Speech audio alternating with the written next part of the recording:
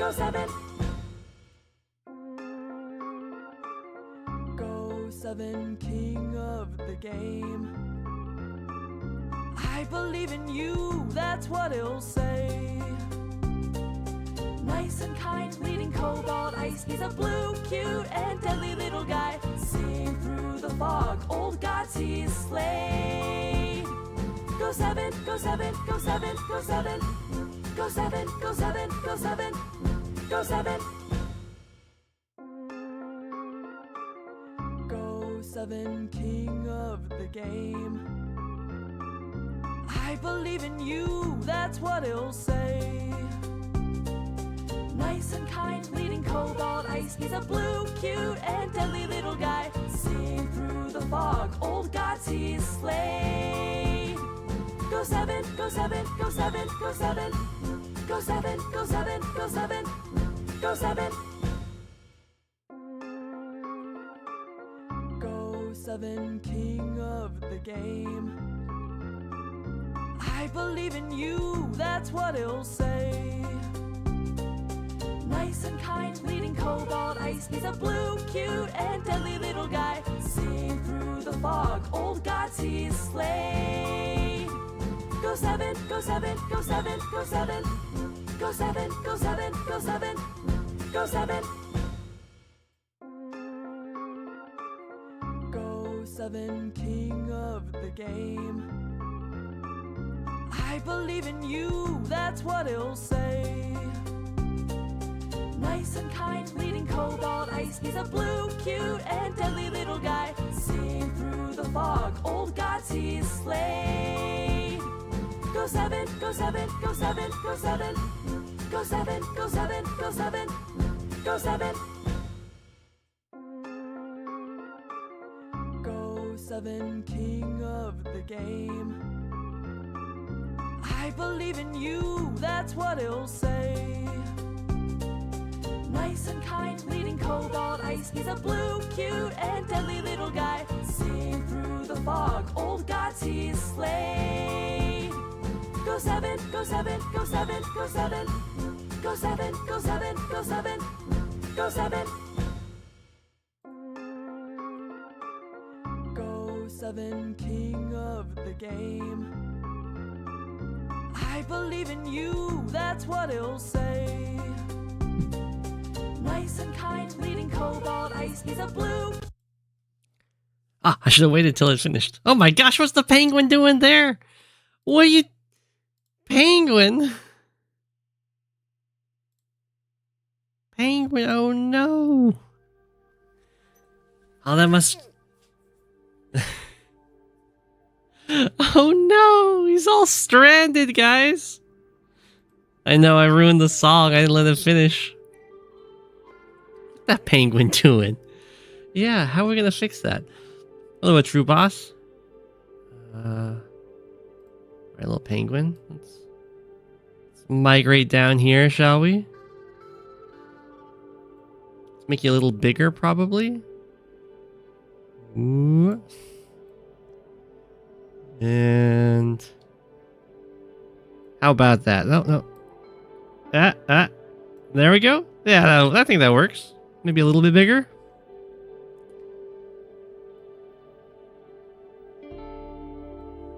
I don't know how big he's supposed to be. It probably got messed up because I had to move him around for the Ocarina of Time randomizer stream. Legless bird, I know. Penguin center stage. Hello, a true boss. It's the first. Oh, Sneaky Dragon, you're right there. Yeah. You were ready. Let me get this all nicely. What? Oh.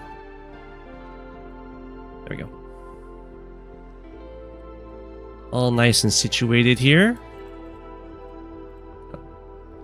That size. Hopefully everything fits easily. I could make the penguin even bigger, I guess. Yeah, I think that's fine. We need big penguin. Big penguin it is.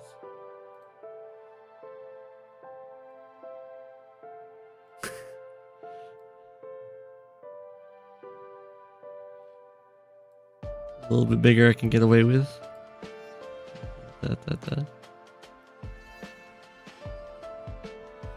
Hello? There we go. Big penguin. I tower over the units.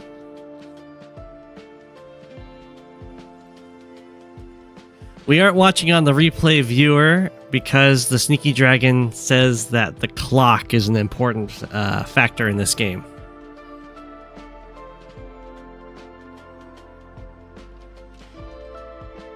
Unless there's been a recent change, the replay viewer does not give you the clock time.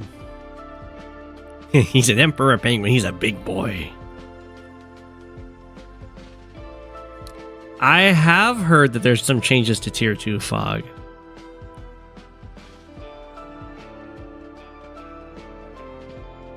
It's like, was it NU fog? It's like never used from Tier 1 goes into Tier 2.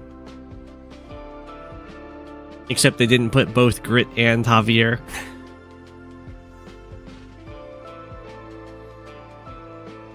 They moved Javier into Tier 2.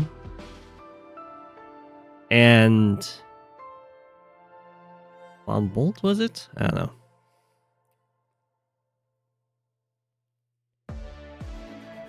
Yeah.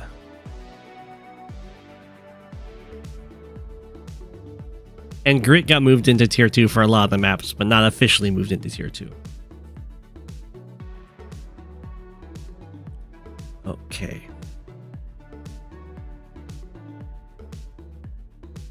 Can we watch the match with desert theme? Oh no.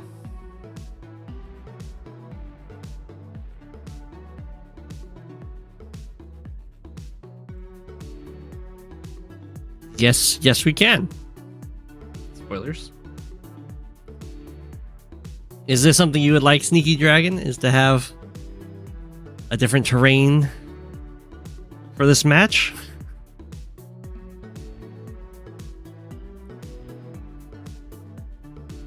I'm all in the high funds ladder. Although, man, I am. Every now and again, I just look at the high funds maps and I'm like, I can't read these things to save my life. This looks cooler. Okay, there we go. Desert theme. Poor Max, indeed. Von Bolt tends to beat up Max in non-high funds. Okay. We need a desert theme. There we go.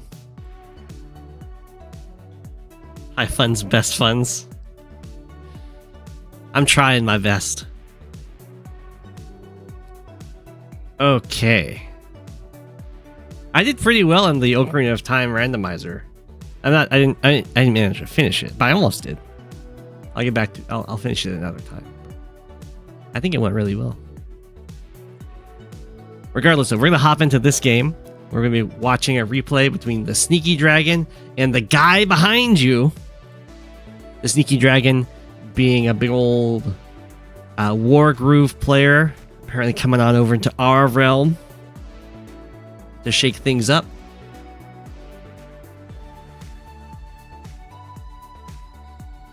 They are both sneaky names. Now the yellow comet's going to blend into the terrain. Sneaky, sneaky. And this is a live game. Kindle versus Andy. And I've been told that we need to watch the timer to make full sense of the game. Oh, here we go. What's up, everybody? Go7 here, King of the Penguins, and we're getting sneaky tonight on Advanced Wars by Web Replays. So sit back, stay sneaky, and support the stream with a like, sub, follow, share, clip, super chat, etc. Wow, it's just you're going all out on those. Yeah, we can change the color of Andy just for this. What do you guys think? Yellow Comet does really blend into the sand very well.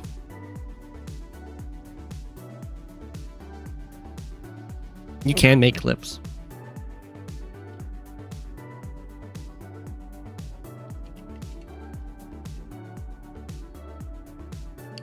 Desert, Black Hole, Red Fire. Whoa. Red Desert kind of stands out. Black Hole definitely stands out. Red Fire stands out pretty well. Orange Star for Andy. Pink Cosmos. Teal, Pink Cosmos got 2.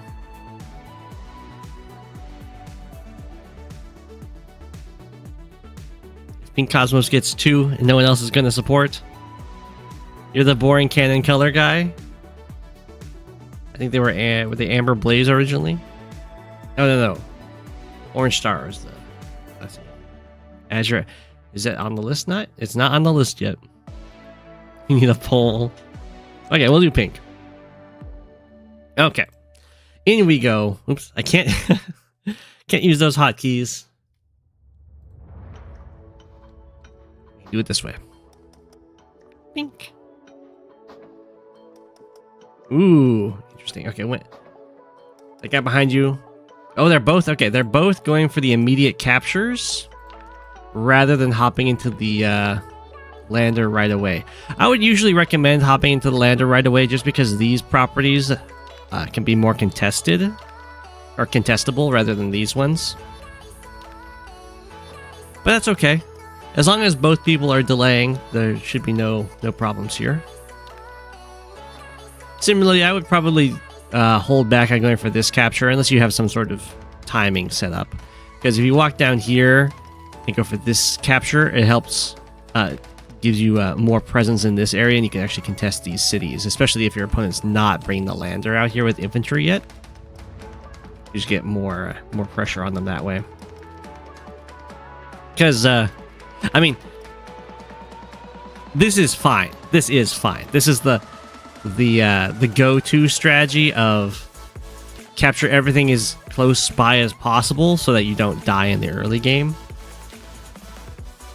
But in the future for this kind of thing, I would, because you can just walk down here so aggressively, especially as Kindle. Fine. Well, we're gonna do the same thing. A double drop off. A slightly different place with the double drop off. 1, 2, 3, 4, 5, 6. Oof.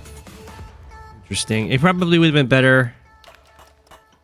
I don't know if it would have been feasible, but if this lander had moved over here a turn earlier, then it would have dropped off an infantry here, and an infantry here, and this guy could go for the airport, and then this guy would be able to reach the harbor. But I can't get there this time. So sad. We need to add sandstorms. You realize that too late? Yeah. Some of that stuff's just going to be a map knowledge thing. You can interrupt the tower, but it's also very easy to secure because it's right by this airport and the bases feed into it pretty well. I think it's okay to delay the going for the comm tower.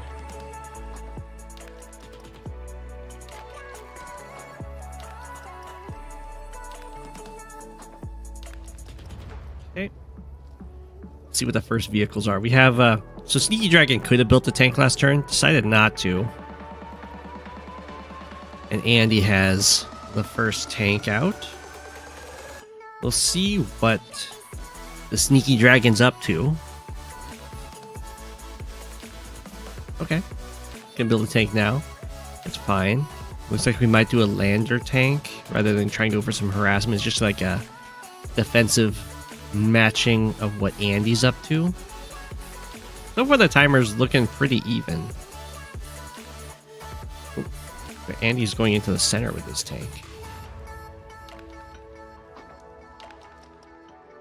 Room. Look at Atlanta's just chilling. Chilling back there. Hey, okay, I like it. I like it.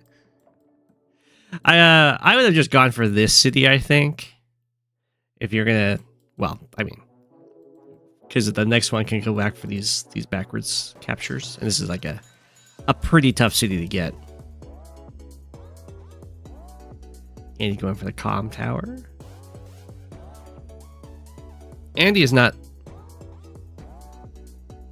quite set up for a battlecopter that turn, so the Sneaky Dragon will have potentially the first copter here, and we do see it.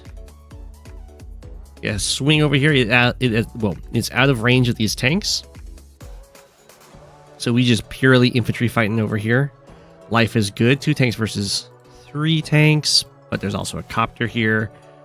So Andy wouldn't really want to get involved in that. A huge mass of infantry is trying to walk over here. Okay. This is what I was saying with this property. It's very contestable. So it's a good thing to rush.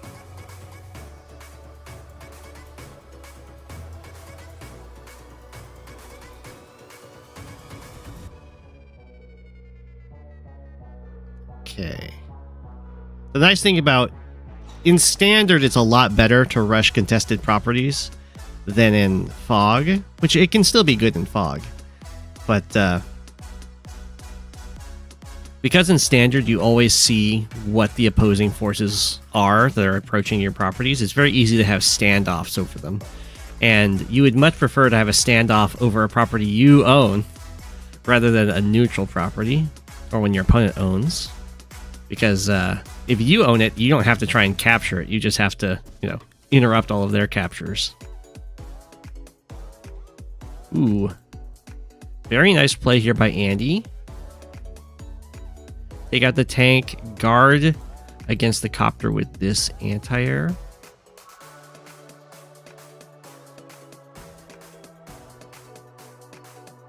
Okay, that did take a lot of time out of Andy's clock, but that's okay.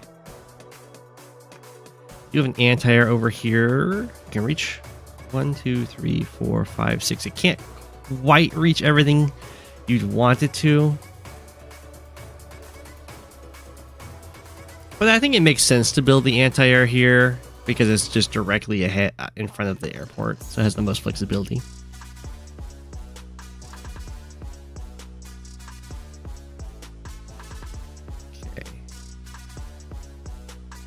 Interesting. Let's go back here. How did this play out? So the copter hits like so. And then the tank hits there. I think we could probably do this in a way that can save the copter. Right? Because this doesn't save it because the anti-air just goes through here. But we could have like the copter hit here. The tank hits here, and then this infantry walks down the block. But I think this tank just dies to the 8 health tank and this full health tank, so it doesn't quite work. And I don't see any way of blocking this tank off from accessing the 2-hit KO over here.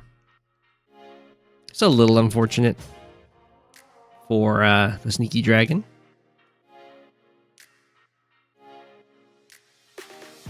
The infantry wouldn't die here. I mean, you would die, but the tank would have to move. Would be the idea. And once the... I guess that's true. That's true. It doesn't matter. Yeah. Because you kill off this infantry, and then the anti just makes it in this way. Yeah. Never mind. It doesn't work either way.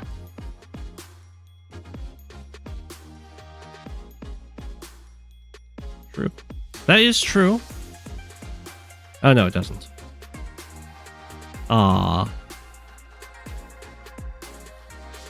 Dang. That's a rough turn. There is one good thing that the Sneaky Dragon's going to get out of this, and that is getting the power first. As I was saying in one of the previous streams, sometimes you just do things for charge because there's the comeback mechanic of Advanced Wars by Web, where you get 100% of the charge of the value of your units in damage you've taken in charge, and only 50% of the damage you deal. And this is why right now the Sneaky Dragon has like a 4K, 3K charge advantage, because the Sneaky Dragon's been taking more hits. But this does mean you get an Urban Blight during the capture phase, which can be pretty nice. A wonderful Gambit, yeah. Well, and it does mean that the anti-air dies, which is good. 1, 2, 3, 4, 5, 6. Andy did build a replacement anti-air, but it was built way over here. So after one move, it won't be able to guard the the different spots of this tank to be attacked from. Whoa, very aggressive. Start standing on this HQ. I don't. Whoa. Whoa, whoa, whoa, whoa. Okay, the Sneaky Dragon builds a Neo tank for some reason. And then stands on the airport. I assume that I can understand the standing on the airport. That's to stop a tank from standing on it. I would have just built an a copter. Because it deals with the immediate problems. But here comes the Neo tank. My goodness.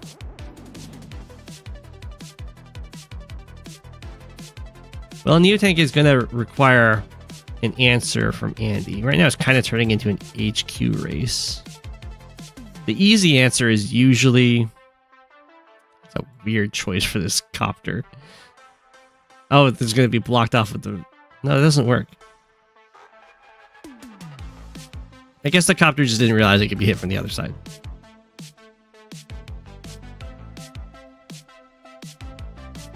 Okay, well, it's a pretty good kill on this copter.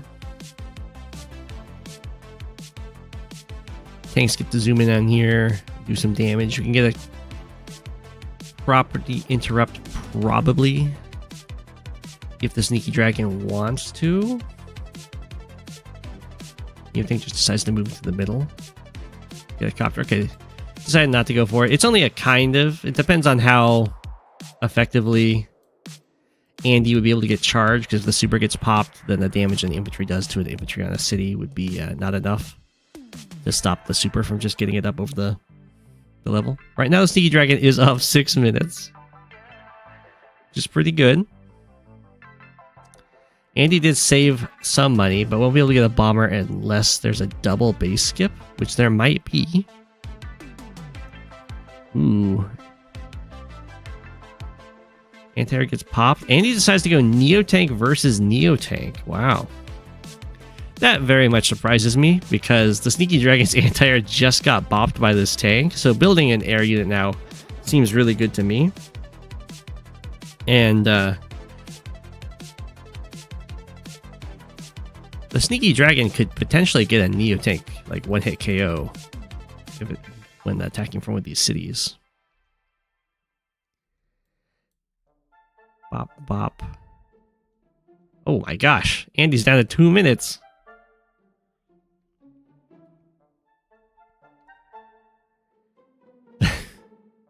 What? I don't understand why the Sneaky Dragon attacked with the anti-air there.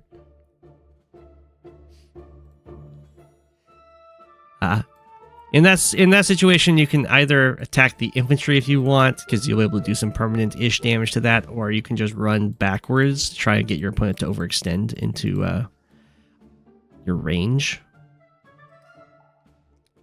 Copter dies, that's fine. We get the Andy super. I'm saying that's fine because the Sneaky Dragon has like a ton of tanks here. So if you get to trade an anti-air for a copter on a airport, then you're pretty happy, because this anti-air spent 3 turns getting over here and the copter gets replaced in 1 turn.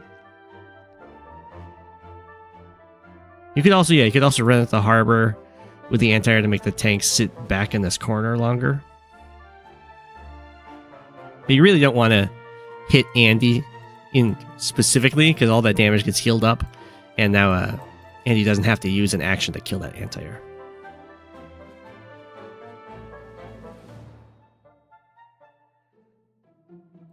One, two, three, four, five, six.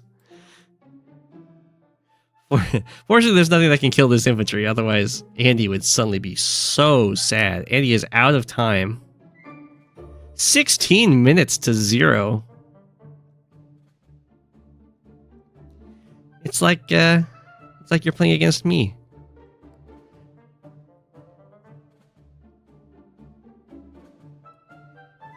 We're not going to get any copters built this turn, but that's okay. Get to steal the city. That's always very good.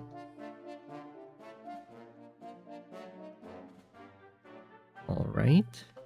So now at this point, Andy is on increments, just playing with 2 minutes every turn. Ooh.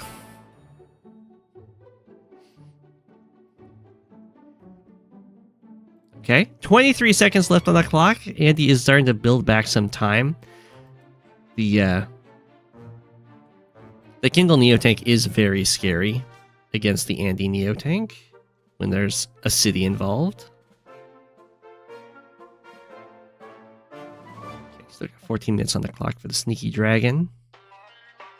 Just kind of posturing around. Right now, the economy is actually even, which I would imagine would favor Andy here. So netted another 20 seconds. Because there's not very many cities, so the Kindle Super isn't very scary in comparison to the Andy Super. But we're not quite there. The Sneaky Dragon's busting on in here. The Neotank is probably going to survive this turn because there isn't anything to do with this copter. We have a big ol' attack over here. 1, 2, 3, 4, 5, 6. I don't know why this tank didn't get to hit this artillery, but that's okay.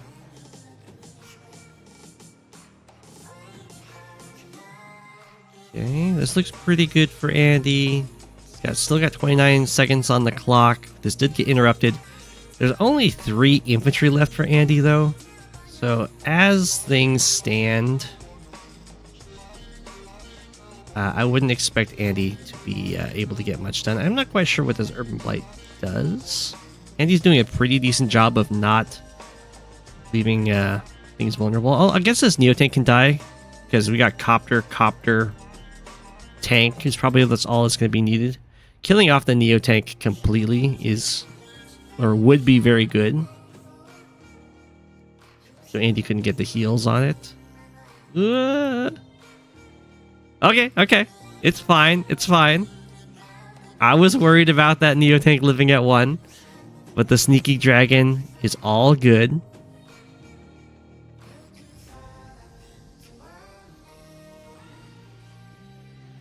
That hurts. That hurts a lot. Yeah. That is probably GG. We still have the pressure on the city. You get the Andy Super.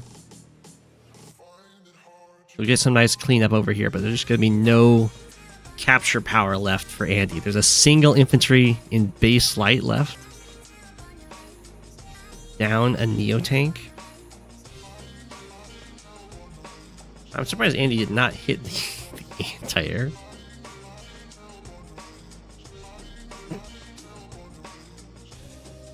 Okay, we're entering into big old brawl territory. Down goes the tank. Infantry lives at 1. Yeah, now we have a nice income lead and unit count lead. I mean, pretty much once your opponent runs out of infantry in base light while you have infantry, it's almost completely GG.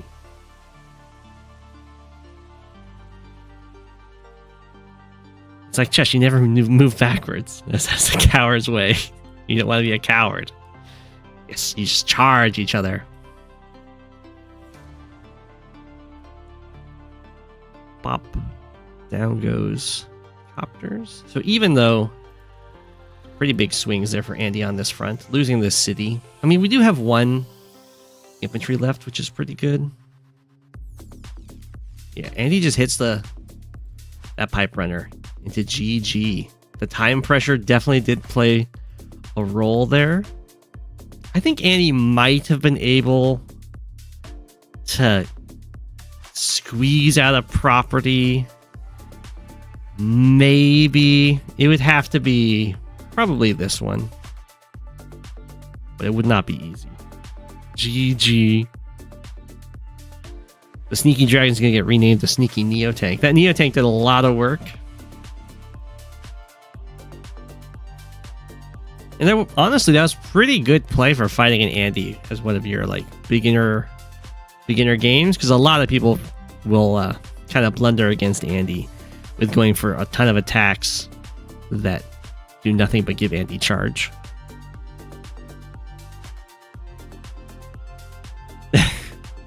Forfeited too early, the pipe runner would have easily saved him. But yeah, with the opening in the early game, you can go for this, like, all the early captures to try and there's like the basic standard opening to get as much early money as possible, just so you can get your first vehicles. But as you go up in comfort playing the maps, you'll go for more of the contested properties sooner. Yes, there was some blunders. You can definitely see how fights can escalate.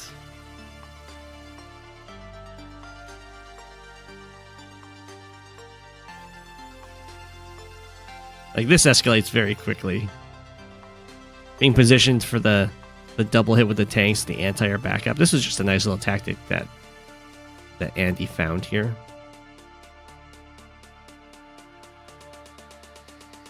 I am surprised there isn't a way to do this that protects the copter.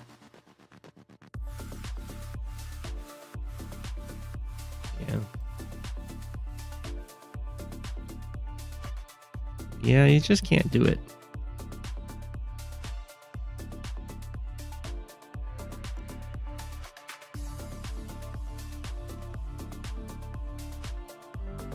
Yeah. So if you can't protect the copter, you just put it in the place that you want. Put it in a place so that their anti-air goes somewhere that you want to go. And honestly, I think this worked out for you with the anti-air landing up on this city. Just because you get the urban blight and then you get to kill it off. Block management is a skill in itself.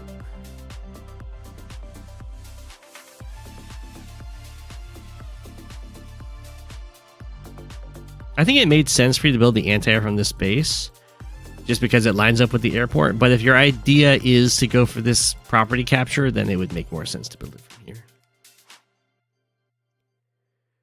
But that can be really tough to do, especially in live. You have to, like, you're thinking like three or more turns ahead just for where are my infantry going to be.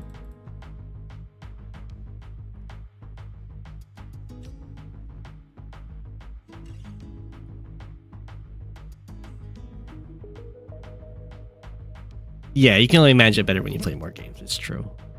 I mean, you played very well, Sneaky Dragon. I was definitely the Neo Tank buy. I will say, I don't know about that one. It seemed to work out. I think it stumped your opponent.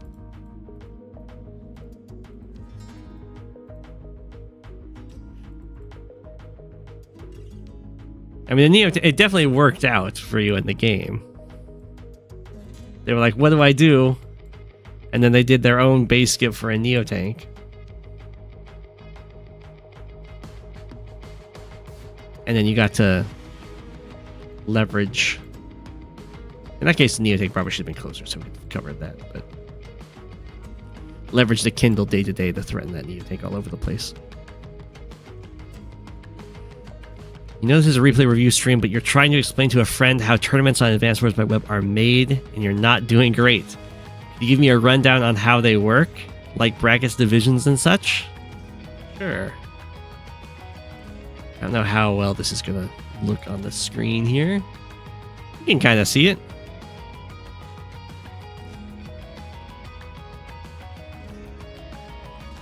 Yeah, Copter Swarm Plus already covering. Those can work too. A bomber will work pretty well, especially as Andy. Because bombers, unless they're getting the anti-air get a nice like plus 30% firepower boost, a bomber will live an anti-air attack. Andy likes that. So every tournament has a theme. So the one that's coming up right now is Smacky Cup. You guys can't quite see the S, but it says Smacky Cup number 3. And if we look at some of these more recent ones here, we got like Glenstorn Cup number 2. And it has it split into divisions. These different divisions are based on the player's ratings.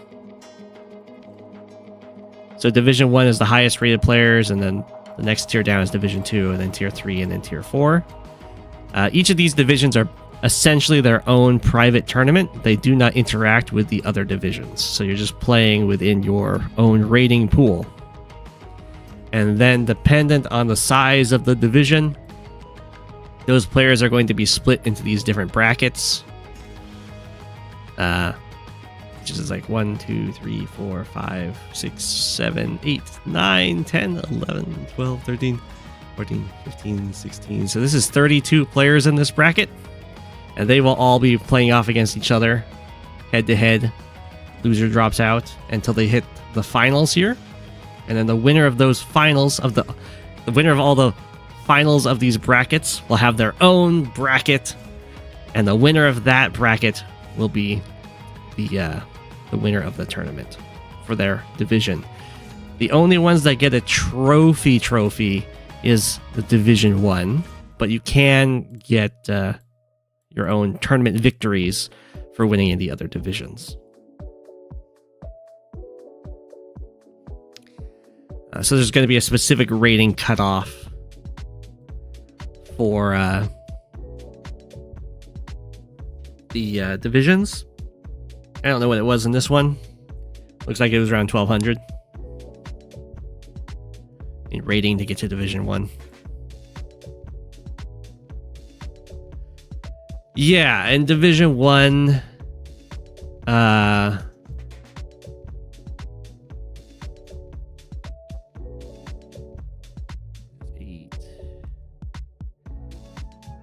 don't remember how many of them are.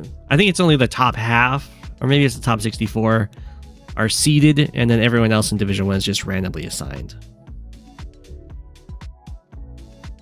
People are the top players are seeded so that they don't fight each other right away. The idea is that you're more likely to get a higher quality grand final. So like here you can see Starflash is seed number 1. And on the other side of this bracket, way down here, we'll have seed number 16. And then if we go over to bracket B, you've got seed number 2. So seed number 1 and seed number 2 won't fight unless they make it to the grand finals.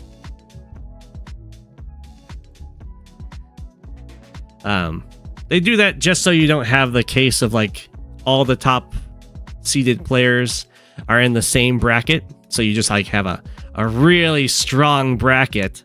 But as soon as they get out of that bracket, all of the other brackets didn't have a single top player in them, and they just all get crushed in the grand finals. That's why they do it.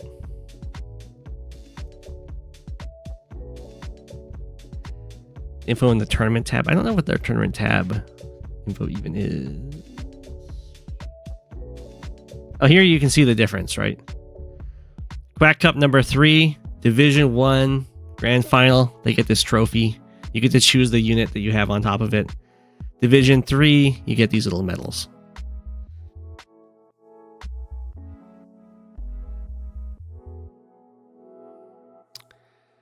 Why they have to fight the lowest? That's just how they decide to pair it, but you're not actually fighting the lowest because everyone below the top, whatever percent, aren't actually seeded. They're just randomly assigned.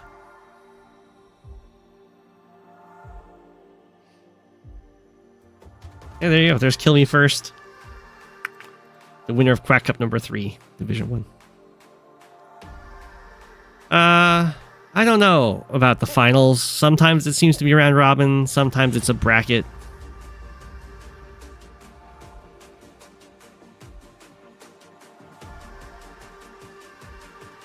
I think the tournament info page is just going to be talking about all the qualifications you need. Rules and info. Yeah.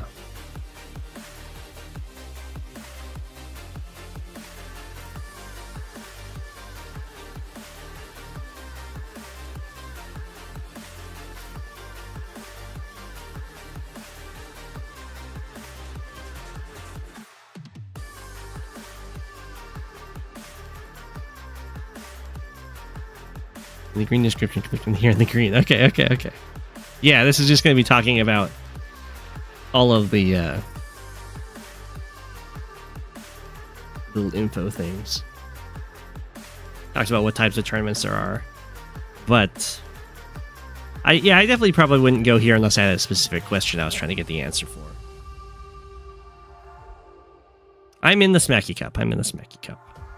I'll probably regret it, but I'm in it. Okay, time to switch over to the replay viewer.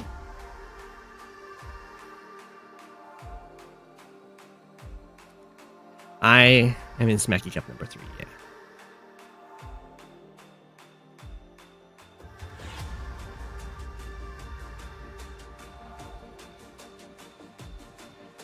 I'm in Smacky Cup. I'm still in Smacky Cup number 2, too.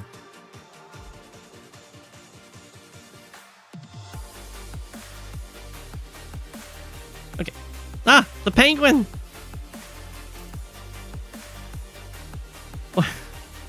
What you doing, buddy?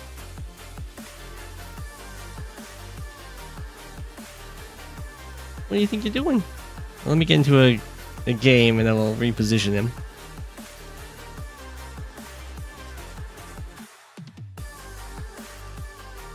Habits.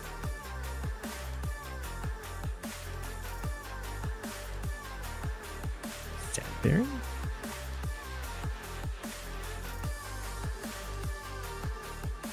Well, pain. I have no legs, it's confirmed. Flying away is not allowed, it's true. What did I just grab?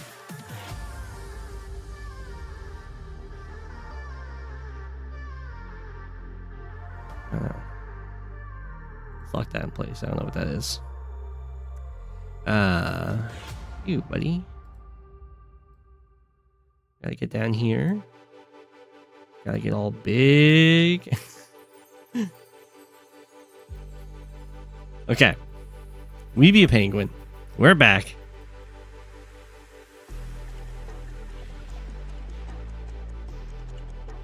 Oh, is this what the Wargroove 2v2 map is based off of?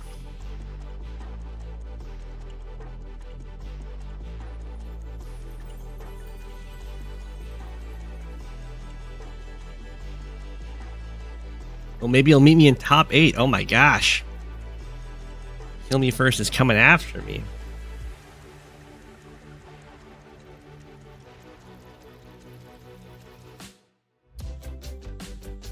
Historical. Yeah, it's historical for what you're seeded for your reading.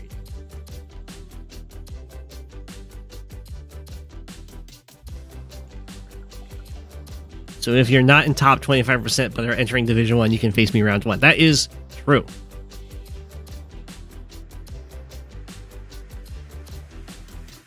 Oh wow, the rating is at just 1,096 as a cutoff. Wow. That's not bad. That's not bad.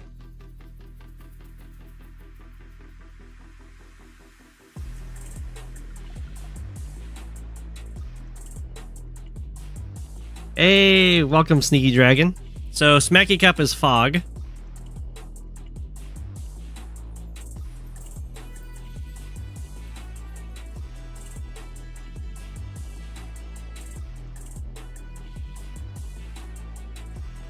Oh, the seeding cutoff is 1348. Oh, okay. I don't know if I saw your message last stream. I might not have. Yeah, I need 1,096 to be put into Division 1. I don't know what your rating is, Sneaky Dragon. If you play very quickly, you can get that. You've got Habits versus Sadberry in an Eagle Mirror. Oh my gosh, no.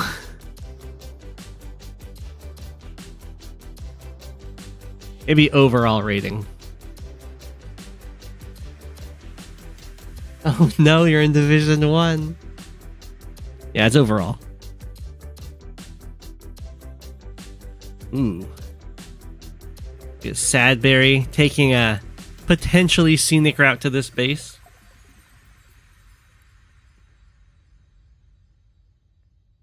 Voice of Akasha would be proud. Voice of Akasha, big fan of not giving away your intentions. Eagle Mirror is so painful. My least favorite mirror.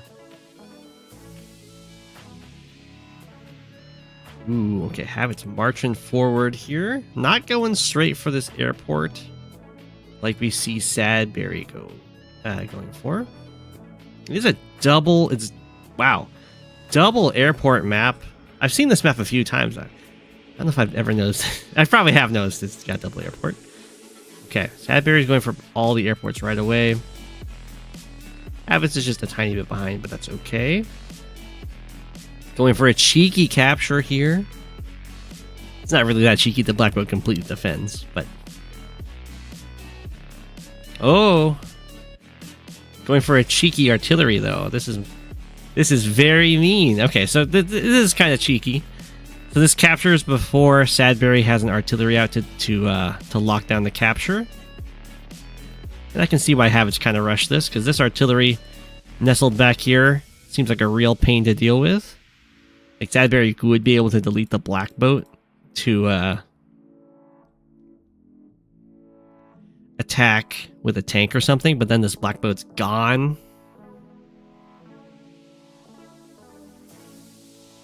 And would give Habits this direct line straight to this comm tower.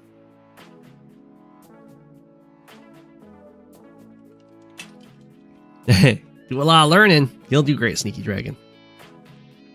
The back airport isn't that useful. It doesn't look that useful. It's very far back there. But it does mean you can go double copter. Sadberry going for the first copter of this this match. I assume Habits is going to go for an anti-air response. And indeed, we do see that. Interesting. The artillery decided to chill here rather than on the missile platform. I think I prefer the missile platform. I mean, this does give Habits a little more reach into this area. But it's much more difficult to defend this part, this spot than this one. Just because it's harder to move into forests, and the forest isn't as much defense. Like the copter has this nice route along the side, which is really annoying. But I think it's fine. There would still be like this plains tile. It's all good. Ooh. The artillery, in fact, just ditches to defend over here. I don't think the artillery has to ditch with the... Right? Because it can just move onto this missile platform, and this anti-air can just like move here if it wants to. It still guards all this stuff. Not quite sure why Habits is giving up that city capture quite so readily. Or maybe the idea is that the infantry are going to be able to just contest it. Okay. Sadberry zooming on over here. Very daringly. I guess the infantry do contest it enough because Sadberry's not going for the capture. It's such a weird little conga line down the side here.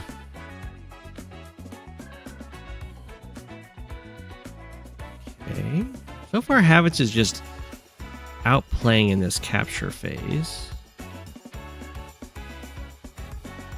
There's a lot of infantry here for Sadberry, so it's not really so easy for Habits to go for that nice nice trap on this copter, which is what I was initially thinking for this turn. If Habits had one more infantry in range, like if this guy was a little bit closer, then we could have infantry here, infantry here, infantry here, and then copter comes in with a swing and the 1 health infantry stands here keeping this guy trapped. That would be pretty cute.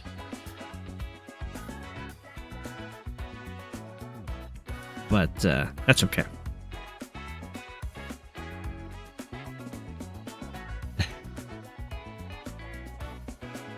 Yeah, the anti-air is contesting the city.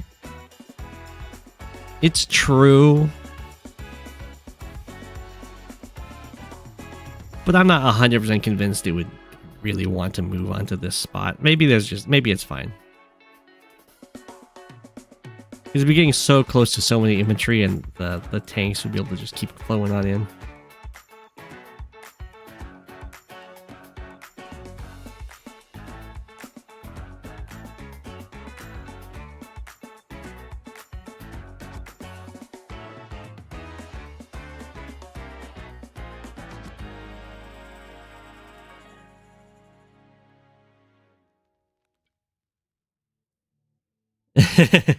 If War's world money is gold and a Wargroove village makes 100 gold per day, then the city is 10 villages. Classically, they do not tell us the name of this currency. There is a giant G on it. But it is just always referred to as funds.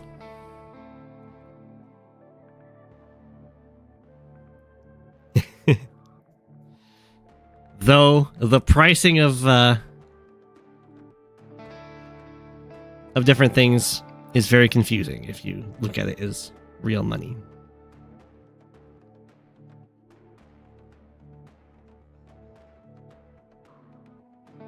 Okay, so Sadberry is now going to go for this capture. We did have the anti-air go in. The hit on this copter is going to go into the artillery range. We can go for... Well, Habits will have multiple choices on how to kill this anti-air. I think it's a fine exchange for Habits. I've said it quite a few times. If you can trade a copter really close to your airport for an anti-air that's had to go travel quite a ways, then you should probably go for that trade. And that's exactly what Habits did. And there was a little bit of a bonus in Habits' favor because there was a swing on this copter.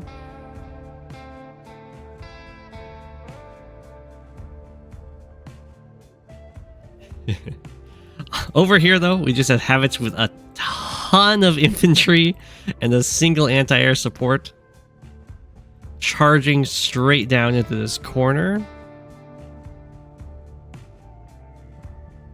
Now, Sadberry is reacting with a tank. We have an artillery over here. But so far, Habits is just kind of always staying ahead in the capture game overall. Well, actually, Sadberry's up a city, but... What city is Sadberry ahead on? Wait. Oh, it's this one. But not for long. It's Habits is going to win the corners. Okay.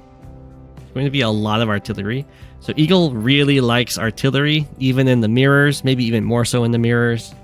And that's because with the super, it either gets to fire twice, which is amazing damage for its cost, or it gets to move and then fire, which makes it a very cheap unit to threaten very expensive units with.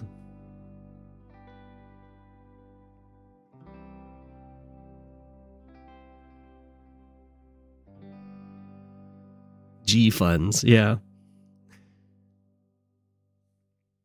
It is also a very good map for artillery. In general, Standard tends to be a lot better for artillery than Fog, because of the maps, and because you can always make sure that the positioning of your artillery is 100% safe. And so you can just kind of bully your opponent around with them. Despite I think probably everyone's initial feelings that artillery would just be better in Fog, because your opponent could blunder into them. But in actual practice, people don't really blunder into artillery unless they're the lower levels. Or, I mean, sometimes they'll blunder in the higher ones too, but it always requires your opponent making a mistake rather than the more proactive play that the Standard has with them. part of you wants to play Fog and only get RD and infantry, you can do it.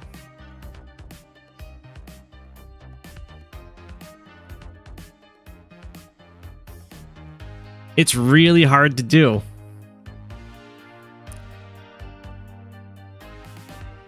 Okay. We have some lines establishing here. Very thick wall here diagonal, so that can be kind of broken through, but not ideal. Habits picks off the anti-air over here. There's 2 copters and a tank overseeing this. But with the hit on this tank, it does make it so Habits will have the winning composition here. Double anti-air against double copter. This tank won't be able to smack. Even if this copter comes in and hits this copter, the anti-air will be able to pick it off. And this tank just isn't quite in position. And we can come in and hit this artillery, but we'd have to be stuck on the road. And then very nicely for Habits backing off while striking over here. Sometimes you can get away with going all out on both sides, but there's so many defensive units here that attacking it would probably get kind of torn up. It might have been possible. There's only 1 artillery in range, but it's okay. Ooh. Sadberry busting out the medium tank. Tragically, it doesn't actually reach this copter. The anti-air can kind of pick this off for free.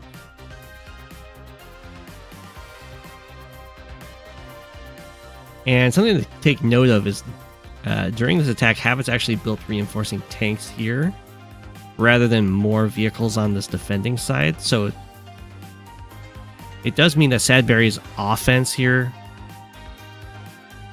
could potentially get something done, although the defending unit's composition for Habits already looks like it's more than enough. So maybe we just don't really need to build any more defenders. This is what we have here. We got like 3 copters, 2 tanks, and an artillery versus 2 anti-air, a tank, 2 artilleries, and a copter. I think Habits is probably really close to just pulling the trigger over here and attacking. The one thing that I would imagine Habits is holding back on there is that Habits doesn't really want to give Sadberry the super.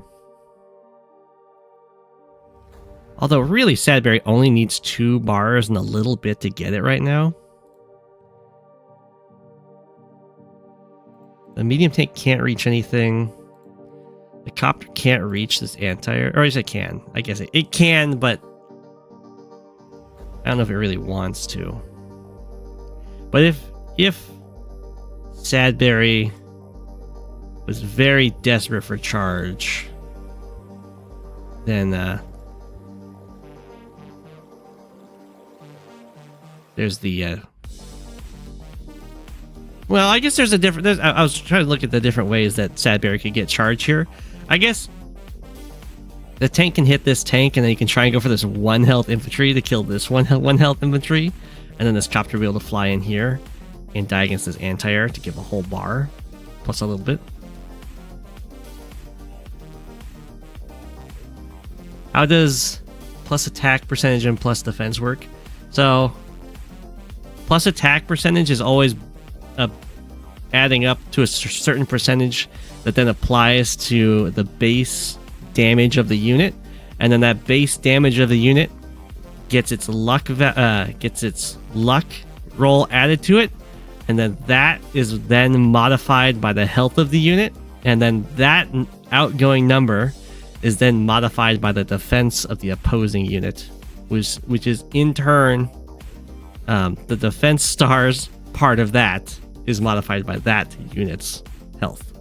So an infantry on planes with 1 health is getting 10% of 10% defense from its 1 defense star.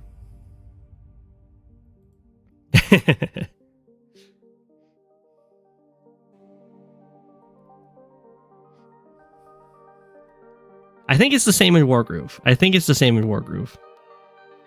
The one thing that's different in Wargroove and Advanced Wars by Web is in Advanced Wars by Web, your the health that matters is this number shown, not your percentage health. So it's always rounded up essentially to a multiple of 10.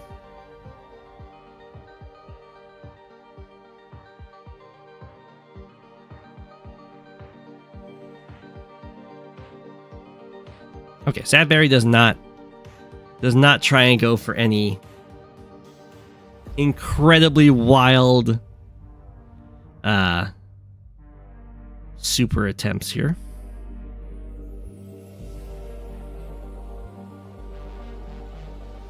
As for whether or not the super attempt would be good, probably not. Sadberry is down to 14k to buy. You get one copter here, and it's just like some infantry. If Sadberry instead had at least 22k, then I think maybe a sack play could be viable, because then at least then you can go bomber, and then the medium tank hits one of these anti-airs, and the bomber kills the other one.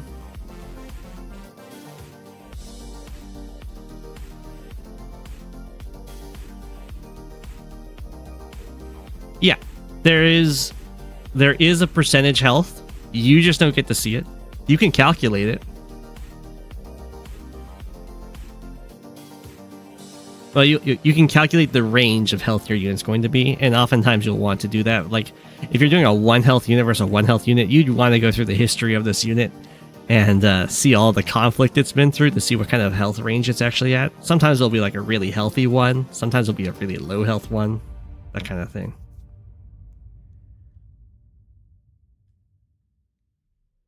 And when you get repaired on these cities, for instance, they heal you for 20% exactly. So like this tank shows a 6. So if we imagine it's at 55%, because remember it will always round up to the nearest multiple of 6 or of 10, and then show that. So we've got the 60% effectiveness, but at 55% health.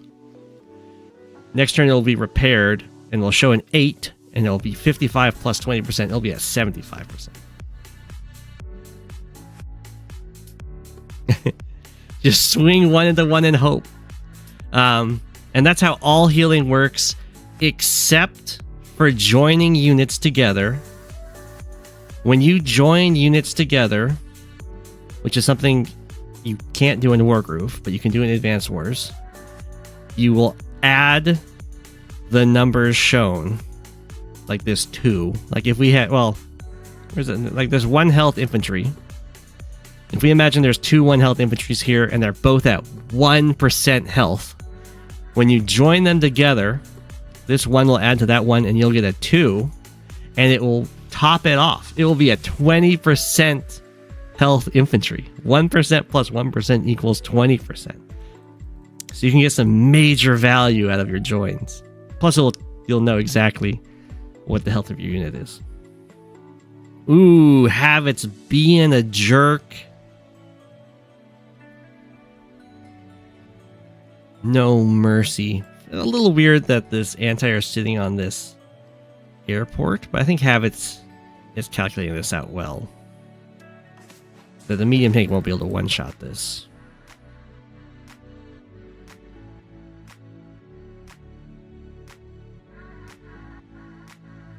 Although, I mean, this does look a little vulnerable currently to an Eagle Super. So, Havit's better make sure that over here, Sadberry just can't get much done in terms of things to attack. Which does seem to be the case. We have a nice infantry wall set up here.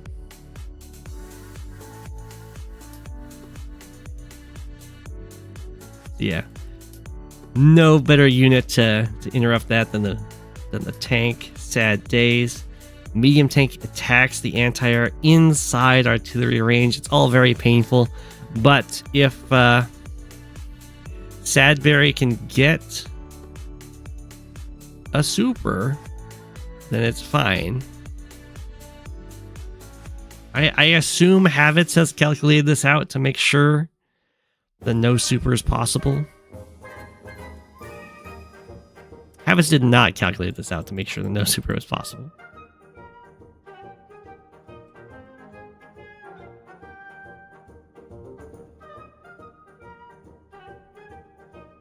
Well, we get a lightning strike from Sadberry.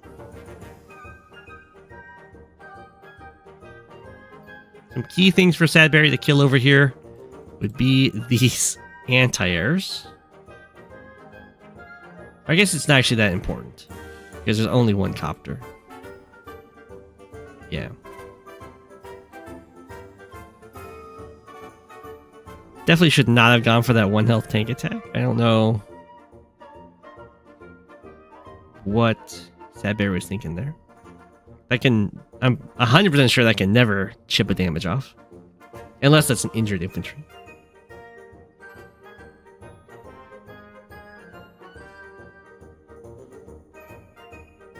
So here your mind goes, it's inevitable. Oh, I see. You did not calc it out. You were just like, I'll move forward. Gotcha. So the reason that eagle mirrors are a real pain is because of situations like this. Although, honestly, this doesn't look too bad for Havitz. A lot of times in an eagle mirror, the first eagle that gets the super in a situation like this, the other eagle's units are completely gone. There's just not a single vehicle left. As is, Havitz does have some stuff.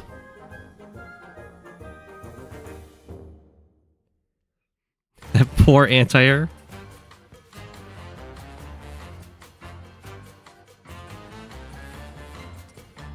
I'm not quite sure why the artillery moves it there. I guess he just wants to shoot the opposing artillery. I would have thought he would want to shoot the anti-air.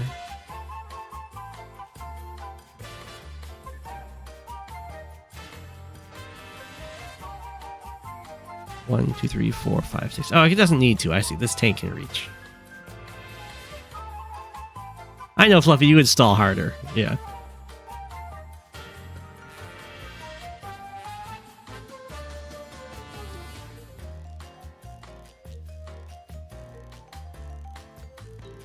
Okay. So ideally what happens here is that you win.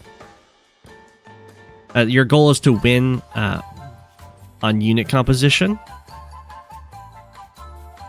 By the end of the turn, you want to have it in a situation where, ideally for Eagle, you have just a ton of copters and your opponent has no anti-air, so there's just nothing they can do. They have to run away.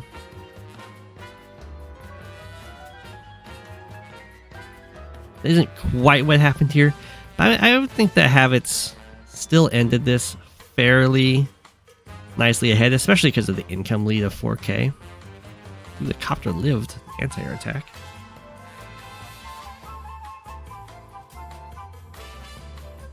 But the composition win wasn't quite there. Just because this anti-air is still around.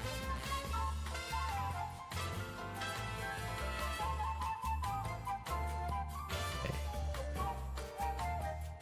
Havitz will be able to hit it, although it is on a missile platform. But it's not very well defended, so I think that's fine to rush in on that.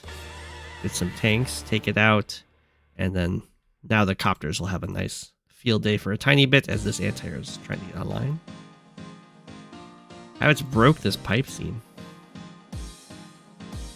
It's pretty important not to actually attack this black boat because it does give charge to your opponent in an eagle mirror, and that could be potentially catastrophic.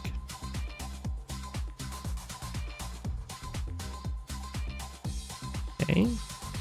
A lot of pressure put on Sadberry by Havitz's attack onto this comm tower. You have this nice little artillery covering everything. There's no infantry around.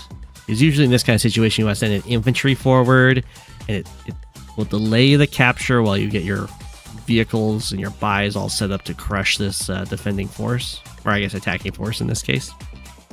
But that's not an option when you only have vehicles. You'd have to send a tank or 2 tanks forward or something into the artillery firing range, and that can be bad. Although sometimes it's something you gotta do, because going 2 comm towers to 0 can be really nasty. Specifically, once you hit that plus 20% firepower, suddenly the same type units, at least most same type units like tanks and infantry and medium tanks, they can now get guaranteed to hit KOs on their counterparts on the cities. Anti-air is what we want to, but that can be a very big deal because suddenly, because before then it can be pretty safe to just kind of sit on a city to be a nice blocking unit or to zone an area, and then if they have that 20% firepower, it's suddenly no longer safe. Your unit can just kind of get cleared out, guaranteed.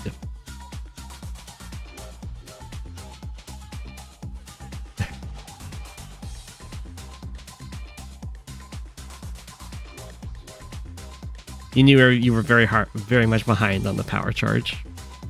It's not so bad. Honestly, it's actually kind of impressive that you were behind on the power charge for going turbo aggressive. Because usually if you go turbo aggressive, you also end up taking some big hits. And that gets you kind of ahead on the power charge. So well done there. This medium tank has been having a very awkward existence. Just kind of trying to position itself. Right now it's got itself almost completely put in a position where it can just kind of be trapped and then killed off with artillery.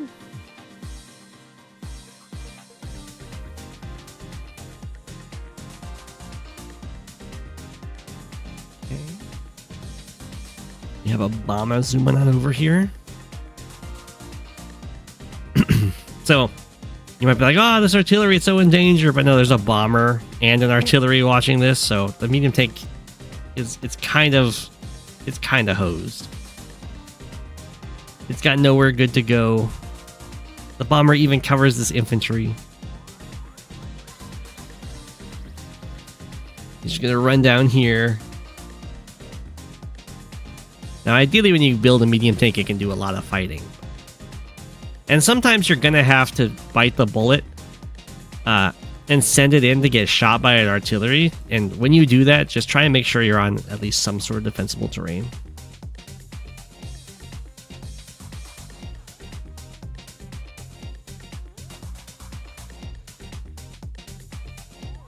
Sadberry is kind of on the way towards another super and has managed to get a little bit of an income lead. Or not income lead, but I closed the income gap a tiny bit, although it looks like Habits is about to take this city. It has the double comm tower. It's going to be so nasty to deal with. So I've talked about this before, but it's very important to keep in mind whenever you, like, this is a very fancy wall here. It's got a menagerie of units, but the strength of a wall is always dependent on its edges. So it's very important here for Habits that this is a tank. It's not an infantry. Although I think even an infantry here would be fine. But you want the nice sturdy units on the edges. Ideally, like this bomber can't even be attacked. And then you have this mountain protecting things. And like this medium tank would be a threat to this wall. But we've got like this copter sitting in the way. Stuff like that.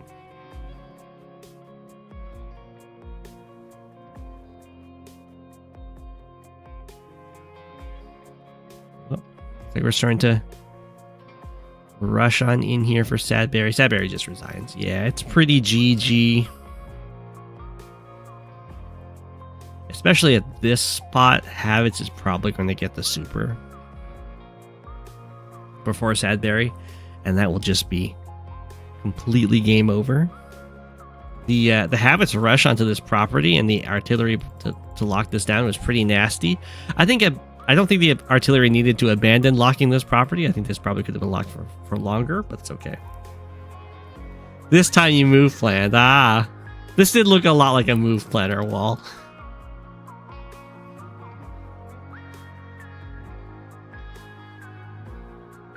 Fluffy also specializes in breaking walls for what could possibly wall left-hand anti-airs. But GG. I really don't like eagle mirrors. to play them. I mean, I guess they're fun to watch. A lot of planning tends to go into these. You would have killed the boat if it wasn't a mirror. Yeah. Yeah, you don't want to give that you don't well, yeah, you give them 7.5 more charge. No, they cost 15k? They don't. They cost... Yeah, I guess they cost 7.5k. Yeah, you're right.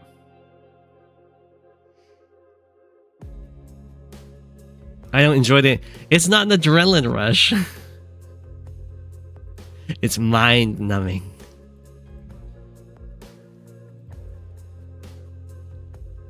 Some people, it's their cup of tea.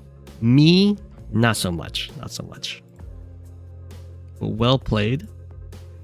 Really well planned out by habits there.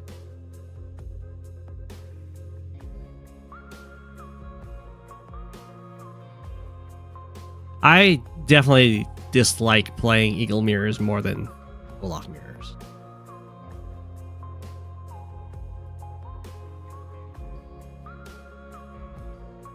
A 100%. We've got Bree. Against Kindle. Against Sonja.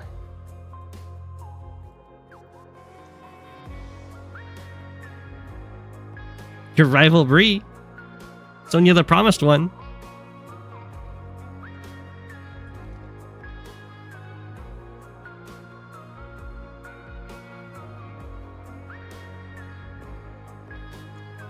If so, I don't know how you would ban mirror matches. You could do that if someone other than the players is assigning the COs. Otherwise, first pick's pretty strong. Unless first pick gets to pick, and then second pick gets to know what first pick picked. In which case, second pick is very good. When is Sonja a good pick in Fog?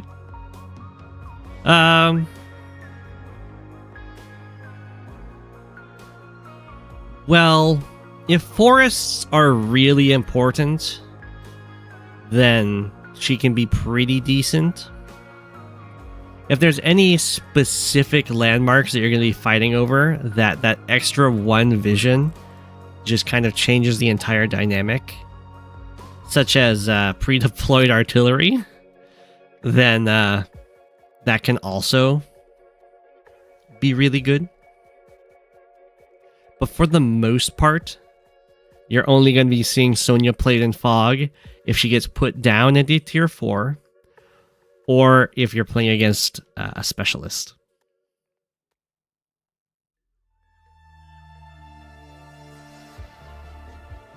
Pre-deployed vision in general is better for Sonja. The pre-deployed artillery on, I don't remember what the map was, but they just kind of had an artillery sitting on some shoals off the coast. And usually you would require another unit around for the artillery to fire. But Sonja can provide her own vision with her artillery, and she can also get more vision to it quicker. And in that respect, she can like contest the comm tower and stuff. Yeah, tier 4. She's basically tier 3.5, where she's the weakest in tier 3, but she's just so much better than tier 4. Every time she's put into tier 4, she dominates. Tier 4 just doesn't have that same level of firepower that tier 3 has. And in tier 3, Sonja's best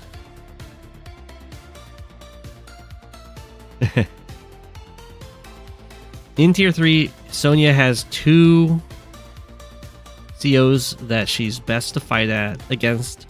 The first one is Kindle, and the other one is Lash. She doesn't really like fighting anyone else in tier 3.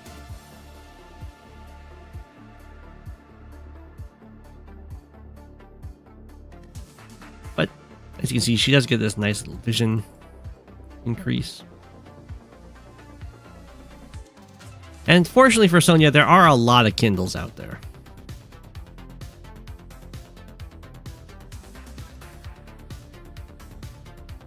I need to make a Sonja fog alt. Sonja cries if she sees Drake. Sonja cries if if she sees Rachel. She cries if she sees Andy.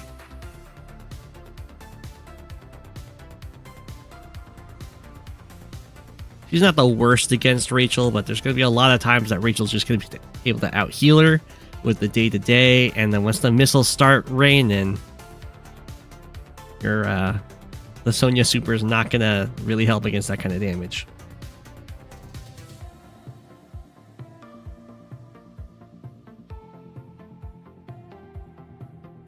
Well, she doesn't have any... So Sonja is best at like setting up traps and making sure that the fight that she takes is really good for her.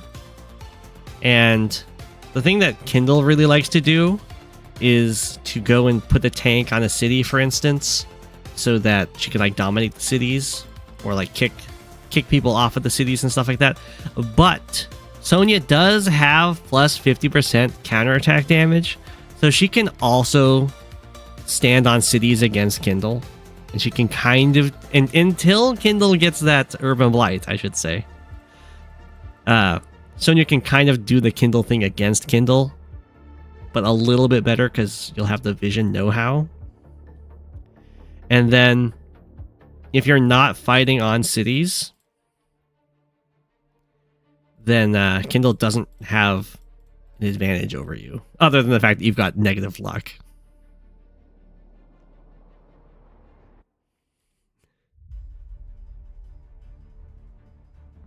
Which is absolutely awful. The negative luck is so bad. But as long as you're just good, you know, if you just roll well, then Sonja will be a fine experience.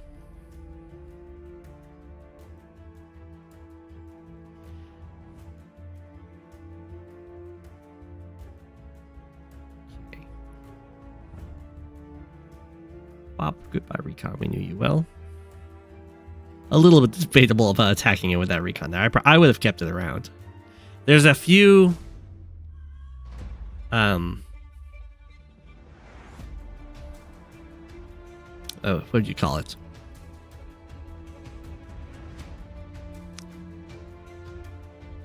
A few different theories on how you should play Sonja in Fog. There's some thinking of you just don't buy early recons and you rely on your extra vision to make up for a no recon status to instead be able to afford more tanks. And then you're like, I might have worse luck, but I've just got more tanks than my opponent. And then you can bring your recons out into the mid game. Obviously, her recons do provide a ton of vision, because every extra point of vision is even more vision because of how the expansion of these like diagonal squares builds up over time. So you can definitely get a lot done with those early recons. So it's like you build early recons to use that extra vision to take the engagements you need to take. Make sure you always have a favorable engagement and that kind of thing. Or you just ignore your recons for a while, just get tons and tons of tanks, and brawl it out with your opponents.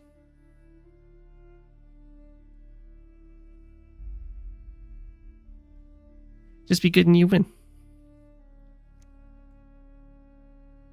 Yeah. Her, Sonja's plus 50% damage for counterattacks is usually pretty lackluster. It's okay when you're on the cities because the unit's usually pretty high health. If you get knocked down to 7 and you're attacking back with plus 50% firepower, it's like you're almost 11 in health going smack back. So that's pretty impressive. But like down here, the tank comes in, knocks you down to 4. You're striking back as if you were 6. It's like, It's okay.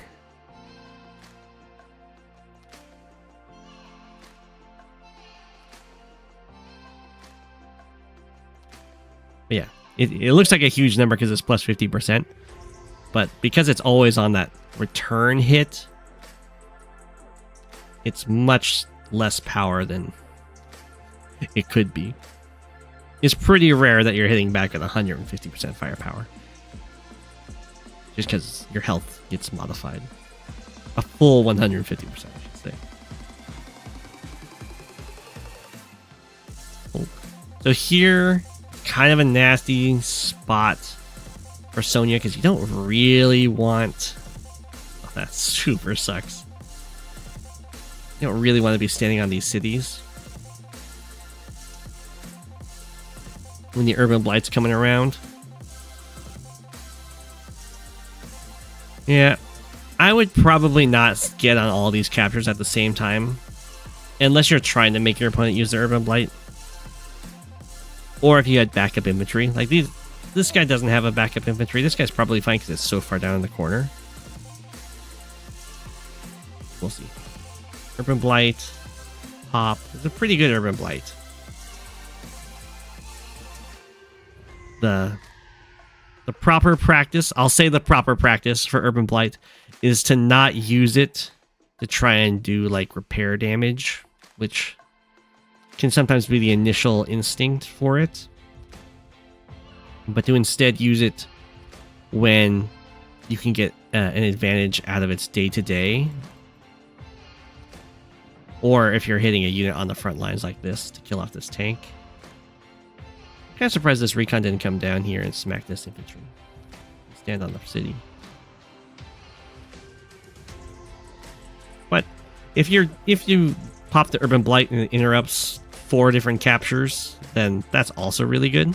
Oh, something that Sonja did here, I would not recommend. So Sonja did this triple infantry buy. This is like a... the idea is I'm going to save myself that repair cost I was talking about. But this comes at a huge cost. Your tempo, you're like, this is an entire turn of reinforcements to these fights that is delayed in a turn. It is absolutely devastating. And the only advantage is that you like save yourself $1,000 or $2,000 or something. But you can end up losing entire cities for that. We do have the Sonja Super right now, which is pretty good, is what I'll say. It's very good if your opponent doesn't know what it does, and otherwise it's only pretty good. So I think this guy got trapped. No, it just decided to keep protecting the artillery, I guess. Sure, I think I probably would have gotten to the forest and killed this guy off, but that's okay. So Sonja's super makes it so when her unit gets attacked, what happens is her unit first strikes you, and then you counterattack her. So it says that she does 1.5 times damage on counterattacks, but she does not counter on her super. Her super makes her first strike. So she is not getting that plus 50% firepower boost on all these super swings. And that's something you'll want to know, both as Sonja and against her.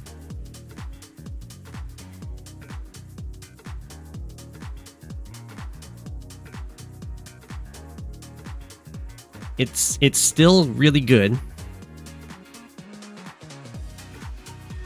Anti-air is already invincible against air units without counter break, though. It's fairly invincible to them, yeah. It's more...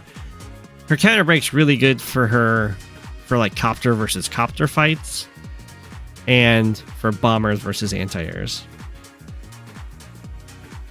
Because bombers can one-shot anti-airs, so if your opponent's not paying attention to the fact that you used your super, they send an anti-air up to hit your bomber, it can just get blown up. I also like it with mechs, of course.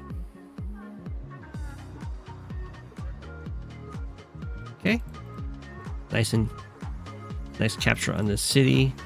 Kindle's still up in income. But we have some pressure from Sonja. We have a single artillery that's been doing a lot of work over here. Just a little bit of capture pressure up here. I mean, Kindle should be able to deal with this.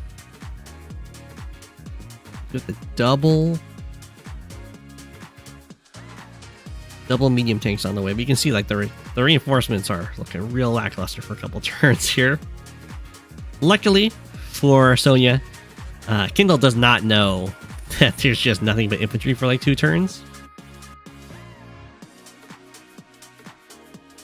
And there isn't an ongoing fight, so the delayed reinforcements aren't going to be quite as impactful as they can be. Up goes the copter. Poor artillery, it did so much.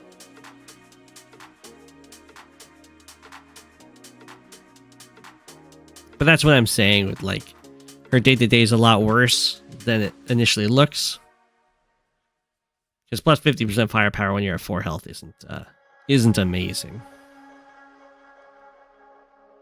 When it's on the city and someone hits you once, then that's pretty good.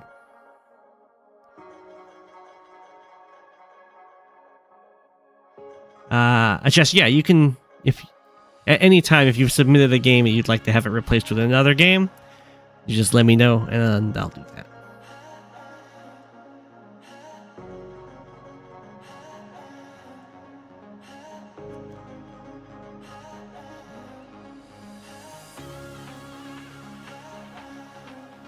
Wow, medium tank charges forward. Get the smack.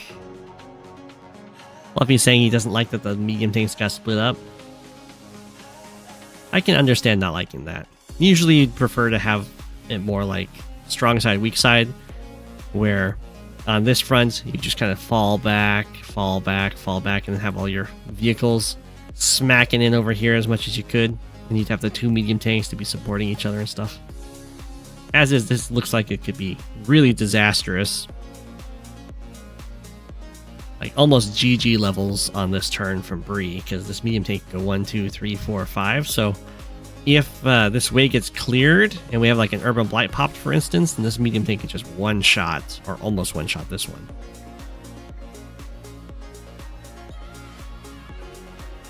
We have the urban blight pop, anti-air killed in 1 hit. Hold the ground. Ooh. Down to 1. Copter finishes it off. Recon finishes off this artillery.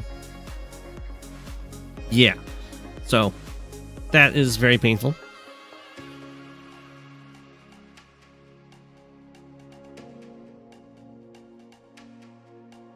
Sonja did again do the triple infantry buy.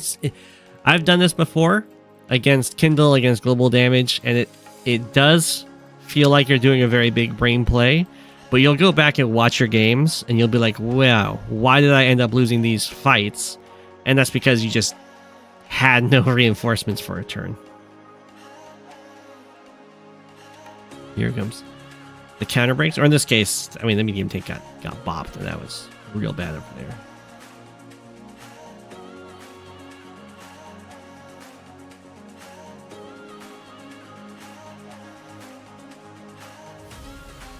Neo tank, medium tank. Goes the anti-air. It did strike back first. You can see the replay viewer even shows the proper animation.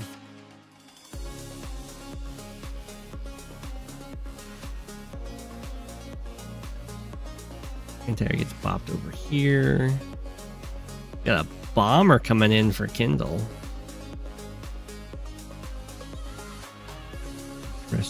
Ooh. Maybe a very sad medium tank over here. I have a feeling once that bomber shows up and kills the medium tank, this will be game over. I don't know what Sonja can really do at this point.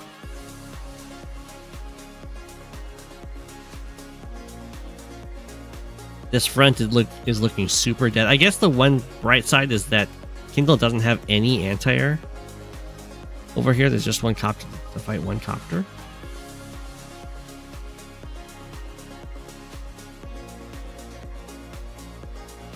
Pop. Pop. Yeah. That is incredibly painful. So you're just gonna have to fall back here. That's exactly what you'd have to do. We have another triple infantry turn, but there's no reason for Kindle to use the Urban Blight here.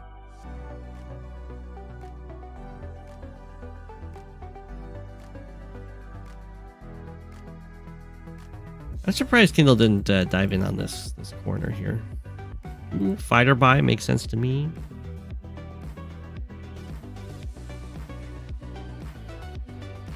Still floating 15k. Yeah, in general, I would recommend not trying to play around the Urban Blight. You just make whatever purchases you were going to make. Normally. Maybe this was just... Sonja's plan was just to go with a few heavy hitters.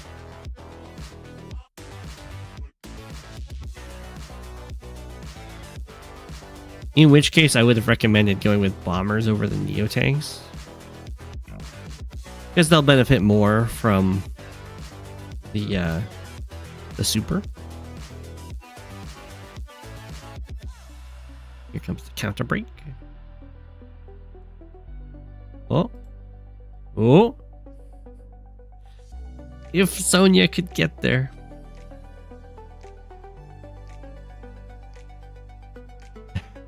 Anti-air strike. How'd that go so poorly? What was that? Was this not a full health anti? Must have been a low 9.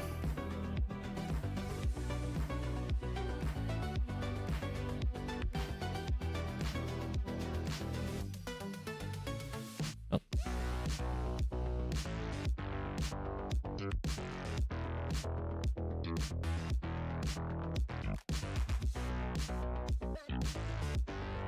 You like the side that has more than 0 tanks?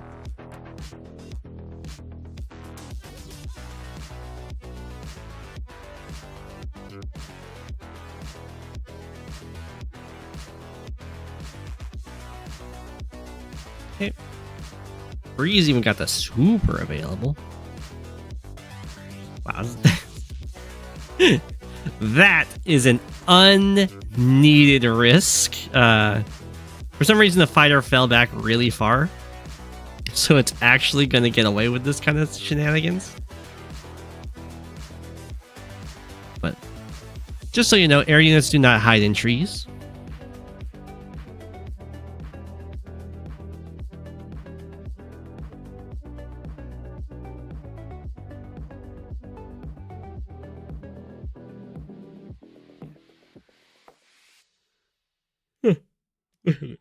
So that's why we kind of like the super for copter fights, although one copter still doesn't beat 2. One copter beats 1.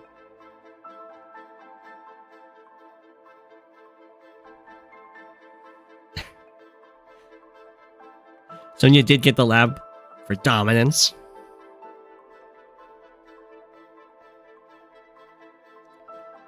Pretty sure Kindle, actually I'm 100% sure that Kindle does not get a power boost on her super from the lab, as you would know, Steeler, unless you changed that recently.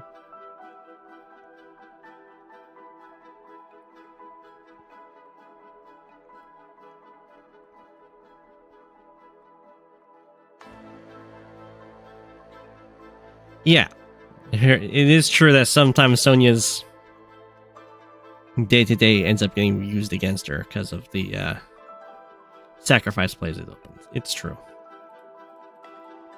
But I definitely agree with Sonja's play here to just try and slam one side with everything you got and try and just trade corners.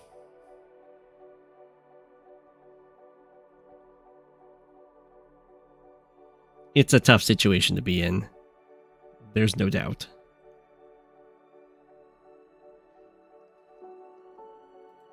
Bomber can't quite reach. Things are looking okay in this little... if we're looking just at this corner fight, ignoring everything else about the map, things are looking just fine.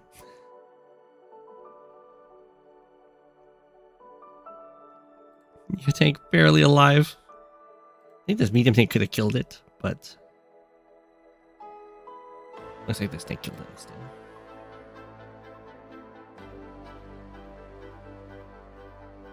Bomber moving out. We got the counter break. Fighters don't really like the counter. I mean, they like the counter break against other fighters, but they don't get saved against these anti-airs with it.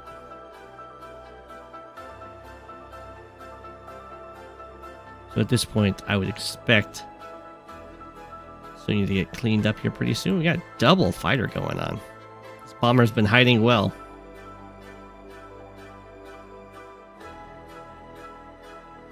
Anti-air taken out. So that's pretty good for Sonya over here. We do have the bomber. Yeah, that's just resignation. Down 6k. Even more cities are falling. The comm tower is falling. Not this turn, but probably next turn. GG.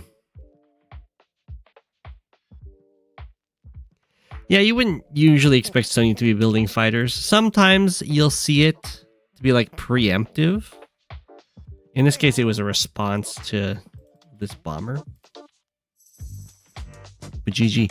It's, I think, a pretty tough map for Sonya. I don't think these forests are really that important. And there's pretty much only two fronts that people fight on. So you can't get too many opportunities for side play.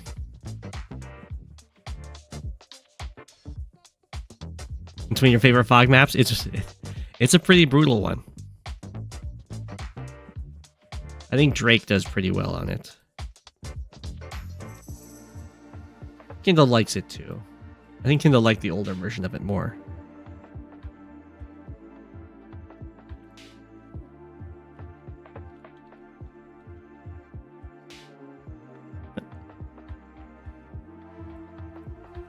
I must have put this in. Oh, it's probably a different. It's probably like an accent thing. Yeah. Javier versus Sasha. Live League. Okay.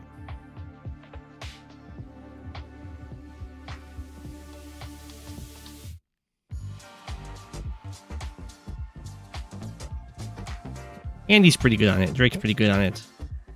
Kindle's pretty good on it. I don't think Lash likes it very much. I don't think Sonya's a huge fan.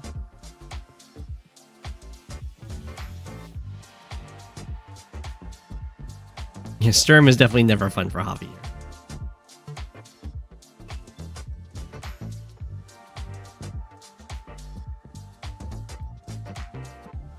Okay. This map.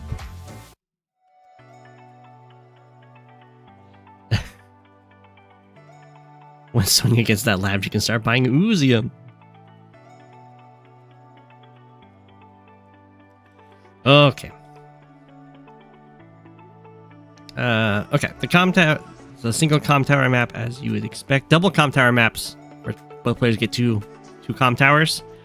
Very, very good for Javier. He's always banned on them.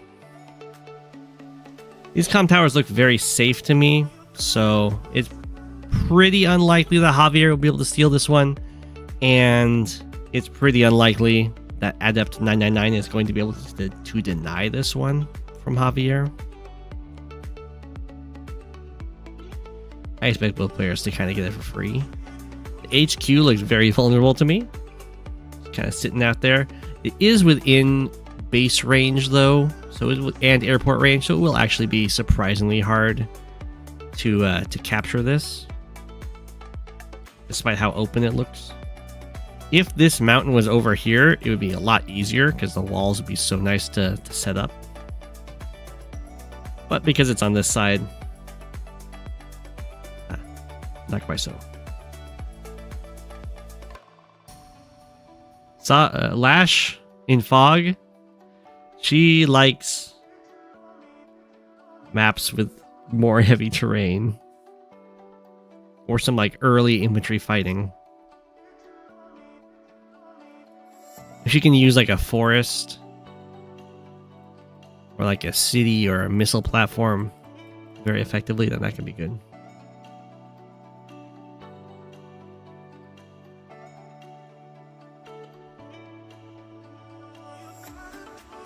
Javier should have his comm tower defense capped at 10%. Change your mind. You mean like he doesn't get any benefit from more comm towers? I guess you could do that.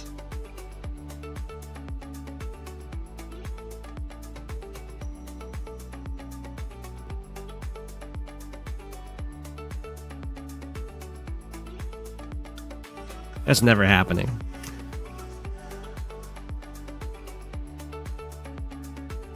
Okay. So, Javier now has a comm tower captured. There is a tank guarding this with a copter. They'd be pals. Just gotta make sure this anti-air can't catch it. So it comes out like Adept could interrupt this capture with the tank, but it's going to cost the tank its life, so it's just going to run away. Just gets a little bit of harassment in. And it looks like Adept is going to just put the targets, the sights on the middle here. And Javier seems to be doing the same thing. All of the vehicles have started moving in here. I would expect to see some mechs on a map like this, because the mech going into the center goes right over this mountain and then like onto these woods. The tank has to go up and around like this. So mech buys I would expect to see at least a little bit. Usually you would also expect Javier to build some artillery, because he can still benefit very nicely from artillery. It's the opponent. They'll have some turns where their artillery will be very ineffective. Although, against Javier, you can still just build artillery. It's really on the power turns that your artillery will be really weak. Otherwise, it's just plus 20% defense. So, the artillery still hurts quite a bit. Pop, there goes the tank. There goes this tank. It's not covered by this guy, so it's only one tank, an anti-air, and a copter covering this. Seems like a very nice attack here for Javier. Assuming this tank comes over here to help defend.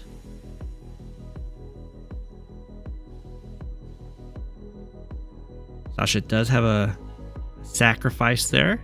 See this nice 4 health infantry. Keep those in mind. They are the best health value for sacrificing. Very likely that they'll die on the attack, and they still get some good damage in at 4 rather than at 3. Okay. So Sasha does pop the power here. In this matchup, the goal is not to deny Javier from ever getting a power, because that's pretty much impossible when he only needs 3 bars. So instead what you try and do is try to force Javier to use his powers only when you want him to. I can probably get one more game in. Depends on how long this is.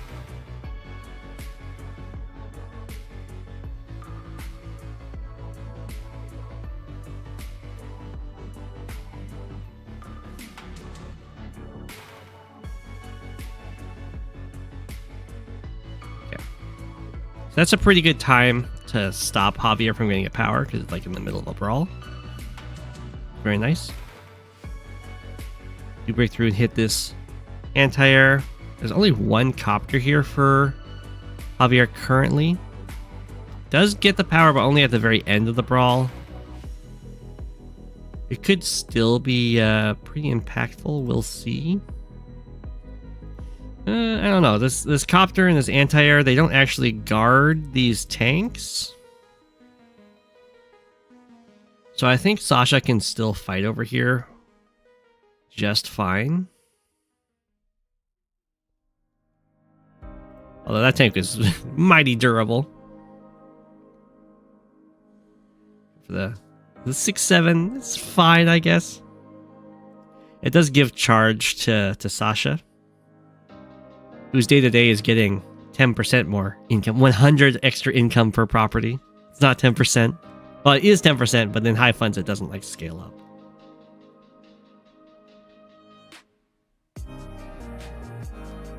Anti-Air decided to skedaddle on back. This Anti-Air dies. Very tragic for Sasha, but honestly, things are looking just peachy. Sasha's down by 1 property, but otherwise, no problems. And there's that nice threat of a capture over here. Find some pickoffs on this little outskirts. The Neo tank was built here, but as you can see, it has to walk all the way around the river, so it's not quite defending over here. We have the 2 health copter power of the wall. There's gonna be some nice use of these units, these like low health units, where like a full health copter doesn't really want to hit a 2 health copter. A full health anti-air doesn't really want to hit a 2 health anti-air or a 2 health copter. So it's just a very nice little unit. It's just strong enough that an infantry will probably not kill it.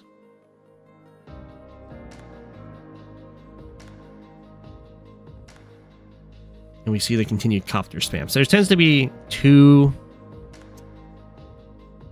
types of play from Sasha. It's either spam copters so that your extra funds can give you a nice unit count advantage, because you can just build more units than your opponent that way, or you can go for the faster tech ups. Just deciding how you want to have your money invested in as an overall strategy to the game. It currently looks like Adept is going to go down the copter route. It's a pretty tried and true one. It's very nice to just have more units than your opponent.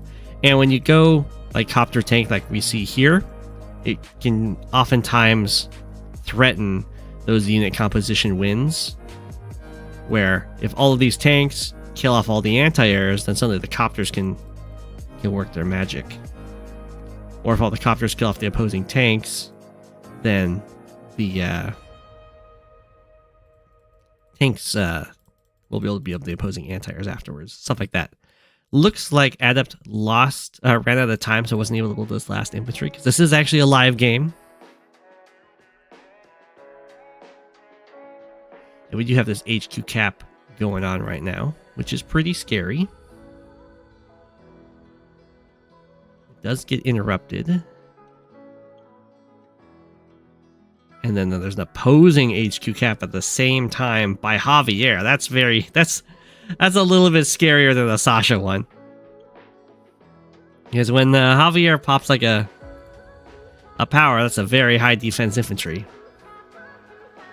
So it's pretty important to kill it off completely so it doesn't just get joined. Because that could be the real threat. Like, you can hit it, if you hit it down to like 5 or 7 or something, and it caps and then joins, and then the power gets used, you can just lose the game right there. Even if you have a unit next to it to attack it. This is a live game. You think it's super surrounded. Oh no. Okay, so Adept doesn't get the power off. Was shy by 250 charge. And doesn't spend the money.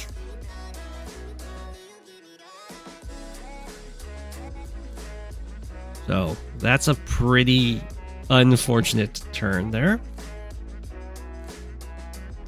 Just did like this mass surround on the Neo tank. Looks like it's not going to work out super great. Although, there's at least one capture that's going to go through. And Sasha is going to have a lot of charge and a lot of money. We'll see what the buys are. No point in using Market Crash. It does drain the remaining charge that they have after they use their power. But that would not be very much. Yo. Yeah, her game plan is not nearly as good in high funds because she doesn't have enough of an edge when it comes to her economy. Okay, so Looks like we went Bomber Neo Tank. I think that makes sense. Even going Mega Tanks could potentially have been good.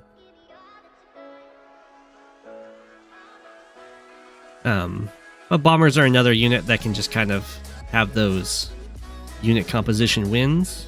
Just kill the opposing anti-airs and then slash fighters, and then there's nothing they can do. Ooh, looks like Sasha ran out of time there. We didn't get the little notice that said end of turn. Like some of these Neotanks didn't even move. Maybe they did. I think the Neotank actually got bought. Never mind. And Neotank first strike out of Javier into a bomber. It's a little gutsy. Only one of these anti-airs actually covers this Neotank, so I don't think that's going to work out super great. Ooh, it's this time for the turn of Javier to run out of charge. There is a super available for Sasha, and this, I mean, the Sasha super is not great, but if you have a bomber on a Neotank and like tanks on anti-airs and stuff, maybe this is the time. It must not be, because otherwise we would have seen it used before these attacks.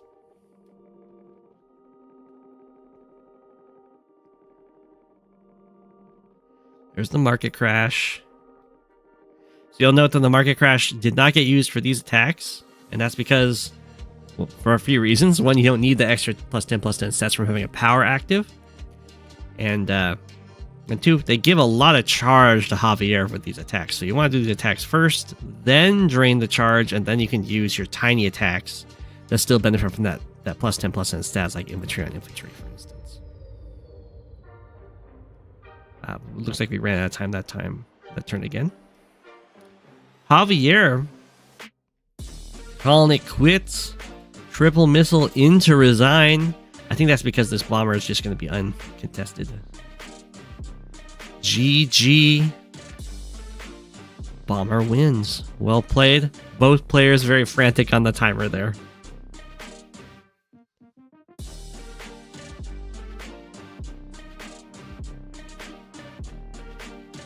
Yeah, tier 3 at high funds is very weird. GG, well played. We get one more game in for you guys. Oh, it's a rip game. Rip Andy versus AdvanceNoob. Break. This is live league as well in Fog. We were just looking at this map. Welcome to Verdun. It's gonna be a long one. Okay, I might speed through it a little bit. I'm sorry. We'll see.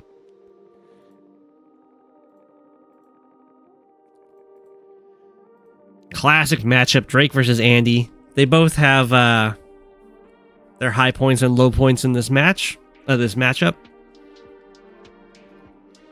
What's really important to understand is for both COs is you want to make sure that your power is very impactful and that both your normal power and your super should be very much thought of as active in this matchup. Oftentimes Drake will be like, I'm just going to always wait till I get my super because it's the most cost-effective way to do the damage globally. But if you just play against Andy like that, if you're like, oh, I have my super, I pop it, Andy's just going to pop his normal power or his super and heal up all that damage. So you don't get all that free damage against Andy. Quite the same.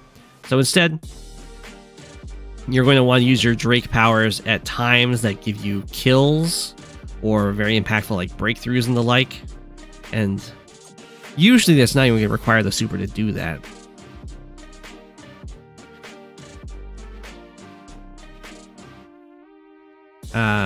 Oh, this is the old... I think this is the old version of Verdun? Yeah, this is the old version of Verdun. The last Verdun game we saw was the new one. This is the old one with the more contested comm towers and the very, very safe HQs.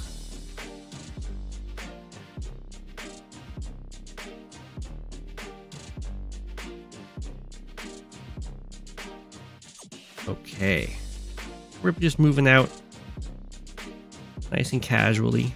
You have the tank covering the capture, so the recon will come in for this interrupt and probably get bopped here. A little unfortunate. This is a much safer attack for this recon. It's to attack from this missile platform. Smack, smack. If Rip wanted to, could have gone tank attack over here, recon over here, continue capturing. But this is a much safer way to go about it without having good knowledge of where the opposing units are.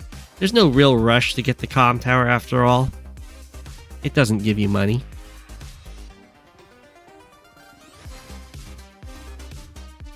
You took Aligatua's fog advice into this game. Oh! I don't know what his fog advice is. Oh no, isn't his fog advice just capture? It's like go for a safe opening, go for the capture all of the your contested properties, and then try and go into the mid game. Yeah, you saw tank and recon on top and attacked into the bottom confidently. Yeah, that is definitely the way to do it.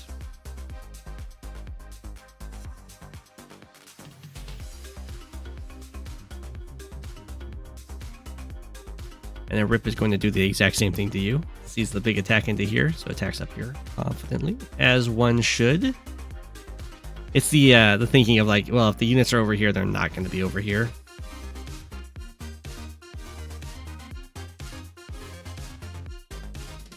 You can't have your units everywhere unless you've got some tricky plays.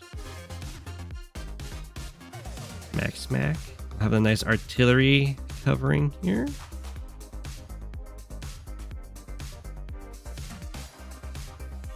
Okay. So it looks like I do agree with falling back here with these infantry. I'd probably fall back with this guy too. Ooh, that's up. I don't know about that from don't put the tank there. That's okay, I guess.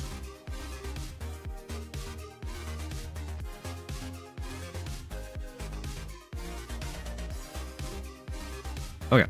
I wouldn't want to put the tank here personally because it's right next to the opposing player's city. And it's not unrealistic there wouldn't be a tank on the way. I would instead just have like 2 infantry, just have an injured infantry over here. 2 infantry to kill the guy in the woods. Although it might not be guaranteed, that might have been what Rip was concerned about. Yeah, AdvanceNoob goes for the strike from the city, as you definitely should. Ooh, gets the roll to kill off the infantry at the comm tower. That's the Drake copter on the way. Rip, no fool, has an Andy anti-air for it. I'm surprised it's over here. I think the copter was shown over here. But Rip's not kidding around with that stuff.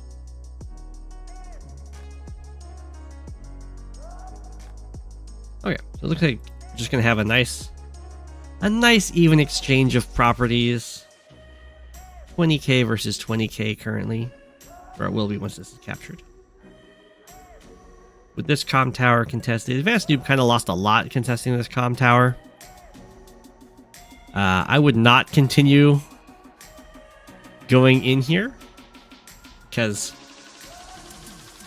there has been no action over here from Rip. It could be that AdvanceNoob is thinking that Rip is just building up a lot of units right over here that's about to slam down.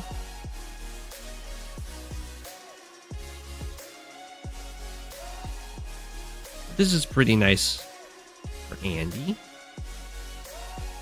Oh, we're going to get a hyper repair from Rip here.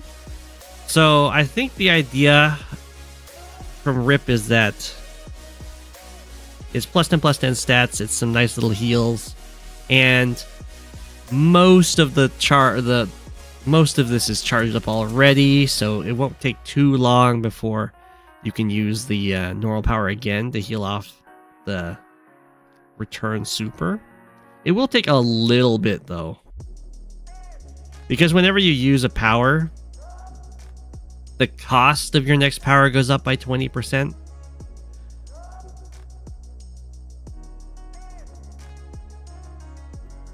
So if AdvanceNoob gets the super this turn, it will probably stick around for at least 2 turns.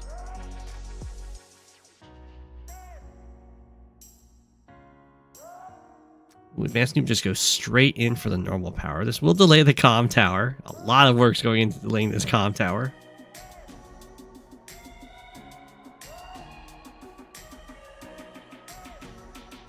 Whoa.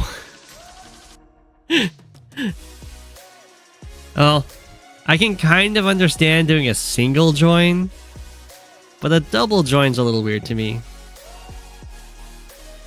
Okay. It's not the worst thing to send a tank back to repair for 3 or just to keep it around to scout forests and stuff. Oh, yeah, you don't want to be viewing just the fuel drain as the best part of your power. No, no, no. Especially if Andy uses... Yeah, see? Andy has to get like a whole bar here.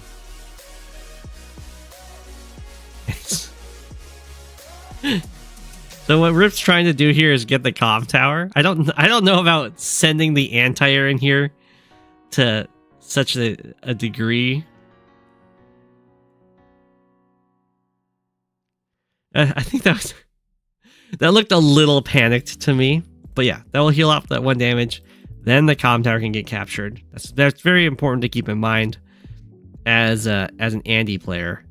Is you can use your powers before completing the capture for the turn in order to get that nice HP boost and stop people from interrupting you. It's very strong with the super because you heal a whole 5, which is often how much damage you take when a tank hits you.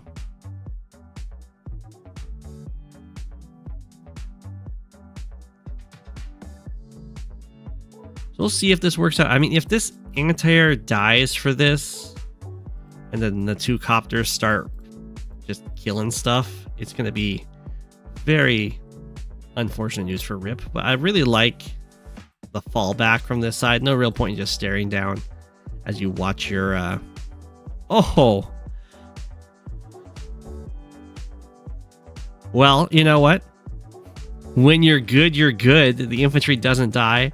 That's pretty important. This tank wanted to come up here and hit this anti-air, and you'd be like, I can still kill this infantry. But if you kill the infantry with this 4 health infantry, then it's blocking the spot the tank would like to attack from. Now, AdvanceNoob could have sacrificed this 4 health infantry in here, but I can definitely understand thinking that this will kill, especially in live.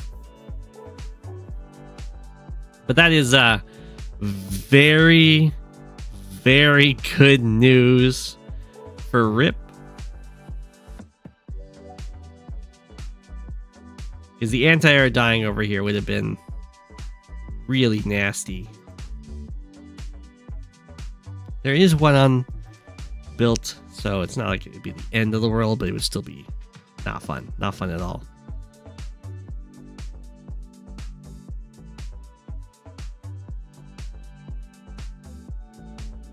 Fluffy is judging. But yeah, that's the kind of thing that you would if this wasn't live play, you do some like damage calcs there and be like, oh, I need to sacrifice the 4 health infantry in to make sure this happens. That kind of thing. Just because it's very impactful. Yeah, you don't know what to do with the skeleton crew bottom left. They need to just leave. It's either leave or try and take another city. But there's not enough of them to try and take another city. So you'll back up a bit with the infantry, and you'll want the anti-air to go join the rest of the army. You can have some infantry and an artillery do its stuff over here, but the anti-air would be way happier supporting the main group. AdvanceNoob goes straight for a Neo tank here.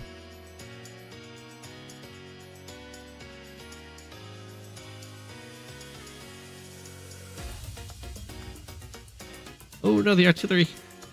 It's chilling on the road. That's very painful. It can still retreat, though. It's not the end of the world.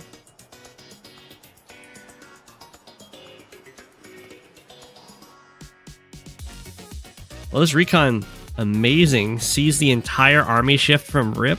The advanced noob can just kind of, yeah, do this, like lunge forward. Don't like the copter on the outskirts, but it is what it is. Fall back, got the Neo tank moving forward. Rip's like, oh, snap. You attacked me. Yeah, the positioning of some of these guys is not the best, but I think it's okay. So much of Rip's army just has to move this turn that things will work out just fine. Neo tank comes in, big ol' smack. Oh no, don't tsunami. Normal power. Okay. I guess it did get 2 kills. That's not bad. I mean, it does drain the fuel. But, it shouldn't be too much of a deterrence for Rip. It does kind of put Rip in an awkward spot. It's like, do I use the super or do I use my normal power? Looks like we're just going to use the super. Heal off the damage. Get the extra firepower and move. Zoom on in here, get some nice kills.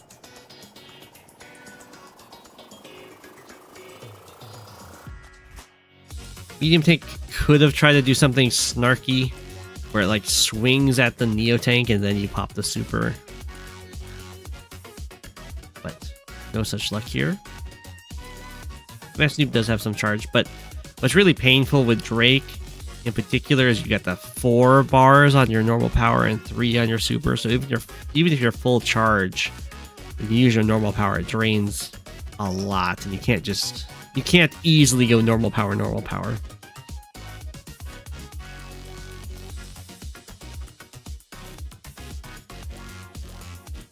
We do have a lot of flashing fuel lights, which I think normally are all in sync, but not in the replay viewer.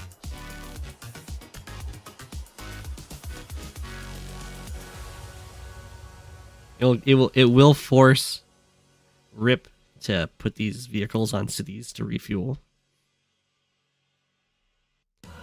Well, AdvanceNoob does have an income lead out of this. Managed to snatch this city, which is nice. Definitely a little bit down in unit composition, but in a live game, day 21, I mean, you gotta be pretty happy being up a city. Especially if you can see your entire... you got the valuable recon spotting an entire force moving into here. You can try and get the infantry walking up here while your vehicles try and contest this side. Because at this point, AdvanceNoob doesn't have to capture another city for 8 more turns, just has to stop one from being captured. And you'll want to stop the lab from being captured. When it comes to the day limit in live play, it counts all sorts of capturable properties. So a lab also counts, which a lot of people won't find out until they lose to it, which would be tragic. Rip is going to get this capture of this city, which with this lab, they're even in income, they're even in comm towers. But the lab puts the advantage in Rip's corner. It would not be a draw at this point if they reach day 30.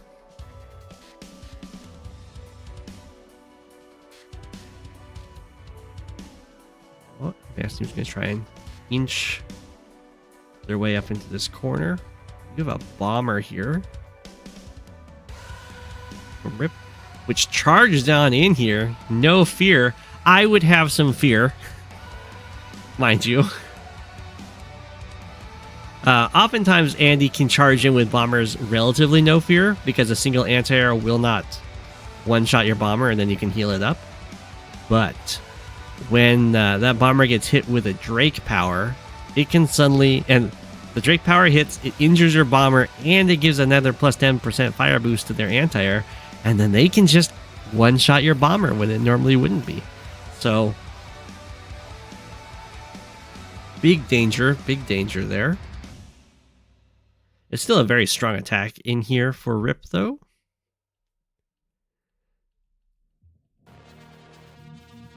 The Neotank's going to be pretty sad with the rain.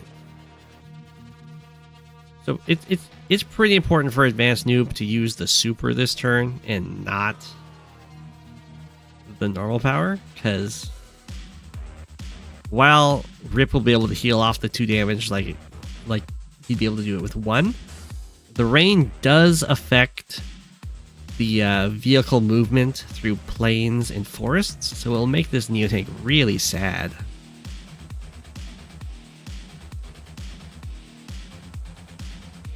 Pop.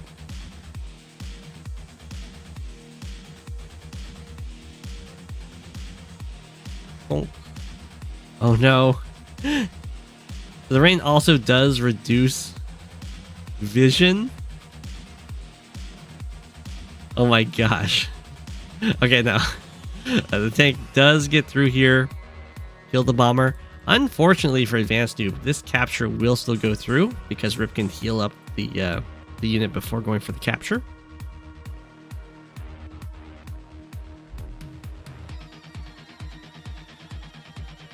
If you look at this Neotank now, before 1, 2, 3, 4, 5, 6, 7, that reaches with the super +1 movement, but now it doesn't because of the rain. So we get the hyper upgrade. The Neotank can go over here though. Ooh, we get the double artillery fire too. That's pretty good. Neotank goes down. Big strikes over here. Get interrupt on the capture. Probably interrupt on this capture, I think.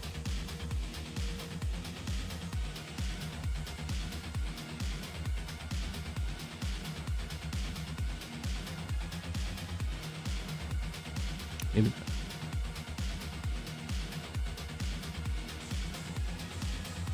Gonna smack the artillery instead. So right now, Rip is up 2 cities and a lab. Also capturing a ton of these cities. Day 20 and the comm tower is getting captured. This looks like it's going to be pretty GG. AdvanceNoob will probably get a decent attack over here. All these captures going through is really nasty to deal with.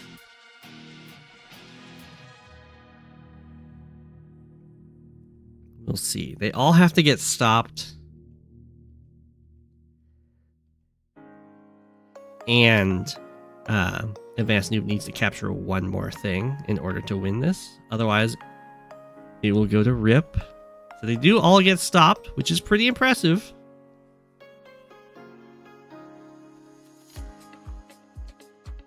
Oh, and this capture is going to go through. Well, maybe. Do we have a join cap? Dude, there's no join cap.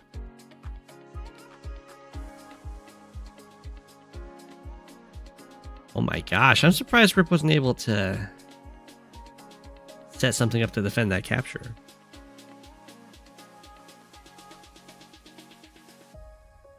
AdvanceNoob does get the tsunami off.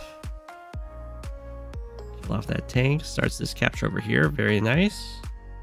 Stops that one. There's only 2 more. This one, they both have to be pretty much... Well, this one just needs to be hit a little bit. But this one has to be just killed off completely.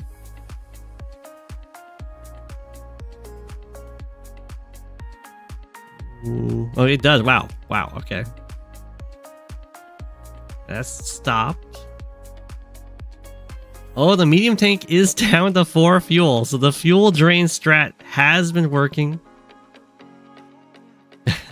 That means it will only be able to move 4 tiles before it will just be dead in the water.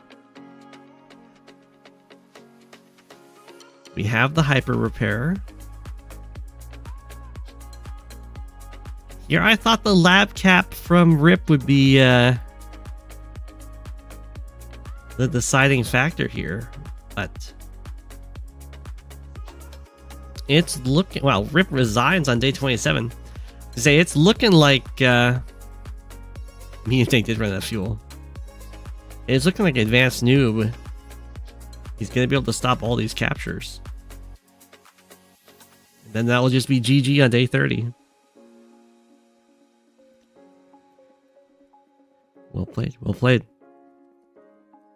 I'm impressed. I'm impressed. I thought that was going for Rip pretty well. I think the front switching might have gotten a little bit too hard for Rip.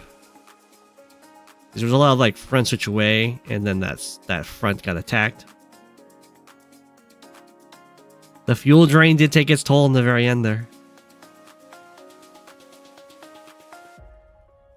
GG, well played.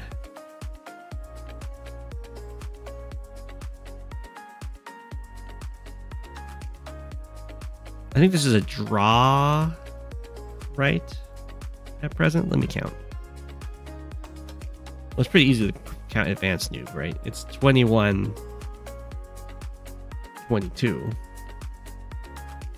because of this. For Rip, we've got 19, 20, 21. Yeah.